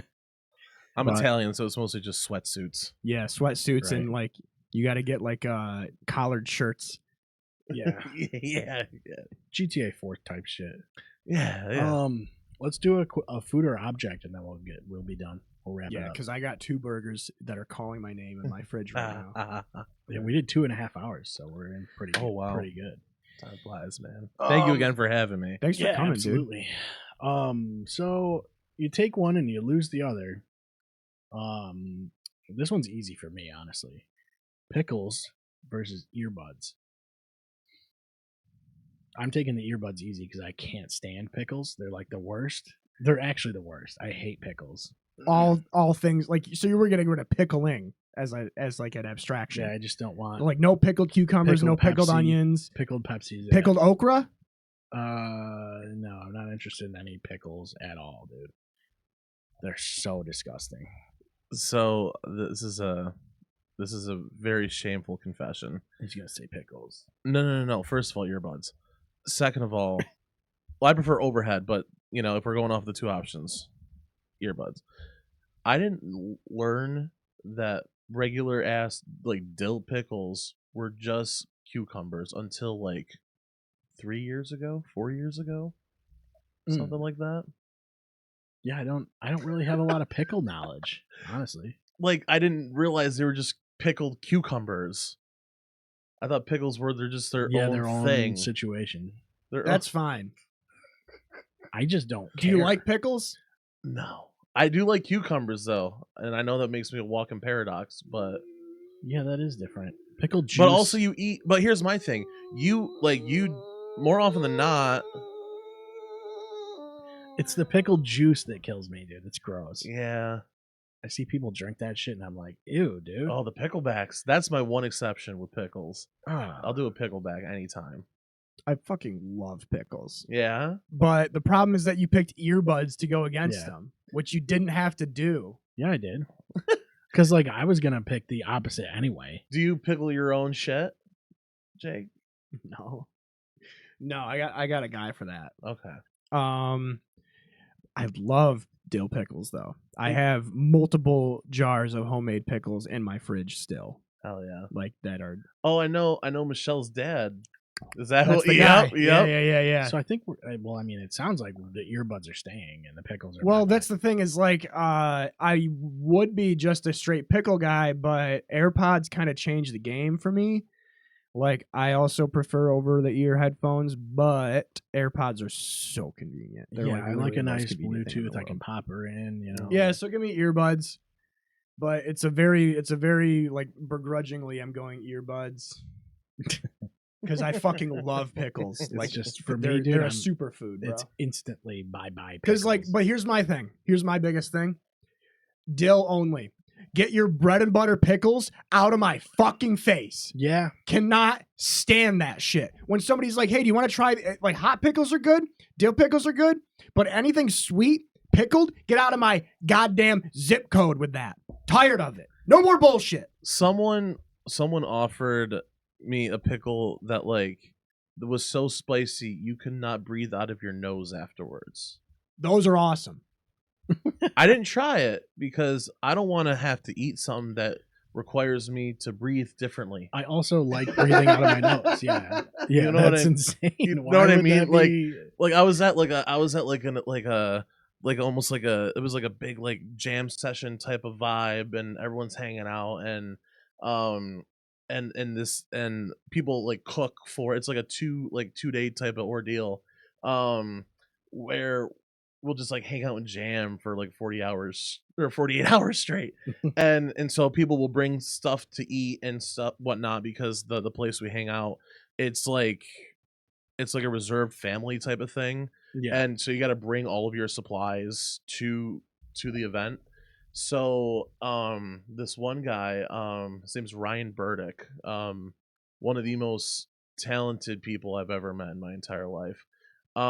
He is also like a big foodie, so he comes out with all this crazy shit, and he makes all sorts of different like pickles and whatnot and grow stuff in his backyard. And so he brought out these little baby like spicy pickles, like little baby triangles, and everyone's sitting there like, I'm like, he's like, Cam, you want one? I was like, fuck no. everybody's dying. What are you talking like- about? Everyone around me is dropping like flies. Why Yeah, would I want this? like I don't want to breathe out of my mouth if I don't have to, you know, like Yeah, I shouldn't have to have a breathing technique for. yeah. That's insane. That's Because what it I- was like it would like burn the nostril. It would like do some sort of crazy shit, That's one of like burn your hairs off or something. Yeah, maybe it'll clear you out though. my favorite. It thing. might, but like that's what eucalyptus is for, you know? Yeah, I got other ways to do that. Yeah. Like that's a big flex that my dad and I will have when him and I like first off, if you're inviting my dad and I to the same thing, you fucked up. Like you're just getting two wild cards that will just feed off me. Yeah, it's just a yeah. nightmare scenario if my dad and I are in the same public Oh event yeah, together. I've seen it. I've seen it. It's even worse now because him and I will both be stone sober, and it's just you don't think you're getting what you're getting. Yeah. Like you're like, what? How is this? How are they better when they were drunk? Like they were easier to manage when they were drunk. But like, that's what we'll do, especially because people are always like, hey, Chris, hey, Jake, you guys like spicy food? And we're like, yeah. And they're like, try this. This is the spiciest thing I've ever made. And like, we'll just no sell it. Just Yeah. eat it and be like, that's fine. And then just house whatever it is. And it just ruins everybody. I want that now. I'm like really crazy. I might go to Big M and see if they got, well, no, they're probably closed by now. It's I know almost, I want something spicy now, I need something wicked spicy. but not like have to breathe different spicy. Yeah, they're closed. They're closed AF. Well, that's what I'll do in the morning. There you go. Yeah, that's it. What are we gonna? You got anything you want to plug specifically? You know, YouTube Cam channel? Caruso music on across the board. Facebook, Instagram, YouTube, TikTok. Those are my main social media sites. CamCarusoMusic.com, where you can see, you know, all the events I have coming up throughout the year. I don't have much this time of year, but yeah. So yeah, my socials and my website. That's pretty much it. There you go. Fuck yeah. You got a show. Yeah, I mean, Out of the Woods, on Clear Shot Studios out of the woods with Jake Jones. This most recent episode I recorded before Cam got here touched on, it was like a stream of consciousness thing, a bit of a ramble session for about 42 to 47 minutes. It was all right. Could have done better, honestly. Like I even said in the episode, like it's a lot easier to keep going when I'm like not in a good headspace, but I've been in a pretty good headspace the past like 2 weeks. So like this episode kind of didn't feel as good as I wanted it to feel, but guest free. Got a couple guests lined up. Don't have a dates planned, but got some feelers out there. But this time of year is not. It sucks for everybody for like dates and stuff. Yeah. But yeah, that's about it. Yeah. I don't know. For me, I talked about Burning Hammer Wrestling already. Go over there. ClearShotStudios.com. Really, you can get all that stuff on there. And my gaming channel, check that out. I hit 1,000 subs, so Fuck that's yeah. cool. So, and we're still going. So, head over there, subscribe, do all that stuff. But also stay right here and subscribe. And maybe hit that little bell thing, because that's what you tell people to do. The little bell thing. We're not going to blow you up. It's like every 2 weeks. Well, actually, I lied. We put out a lot of shorts, but it is what it is. Like and subscribe to everything. ClearShotStudios.com. If you want to support us, w.gg. Use our promo code over there. There's a link in the description, all that stuff. Thank you for being here, man. Thanks for having me again. This was fun. Awesome. Yeah, we enjoyed it. All right. Thank you, everybody. We'll see you in 2 weeks.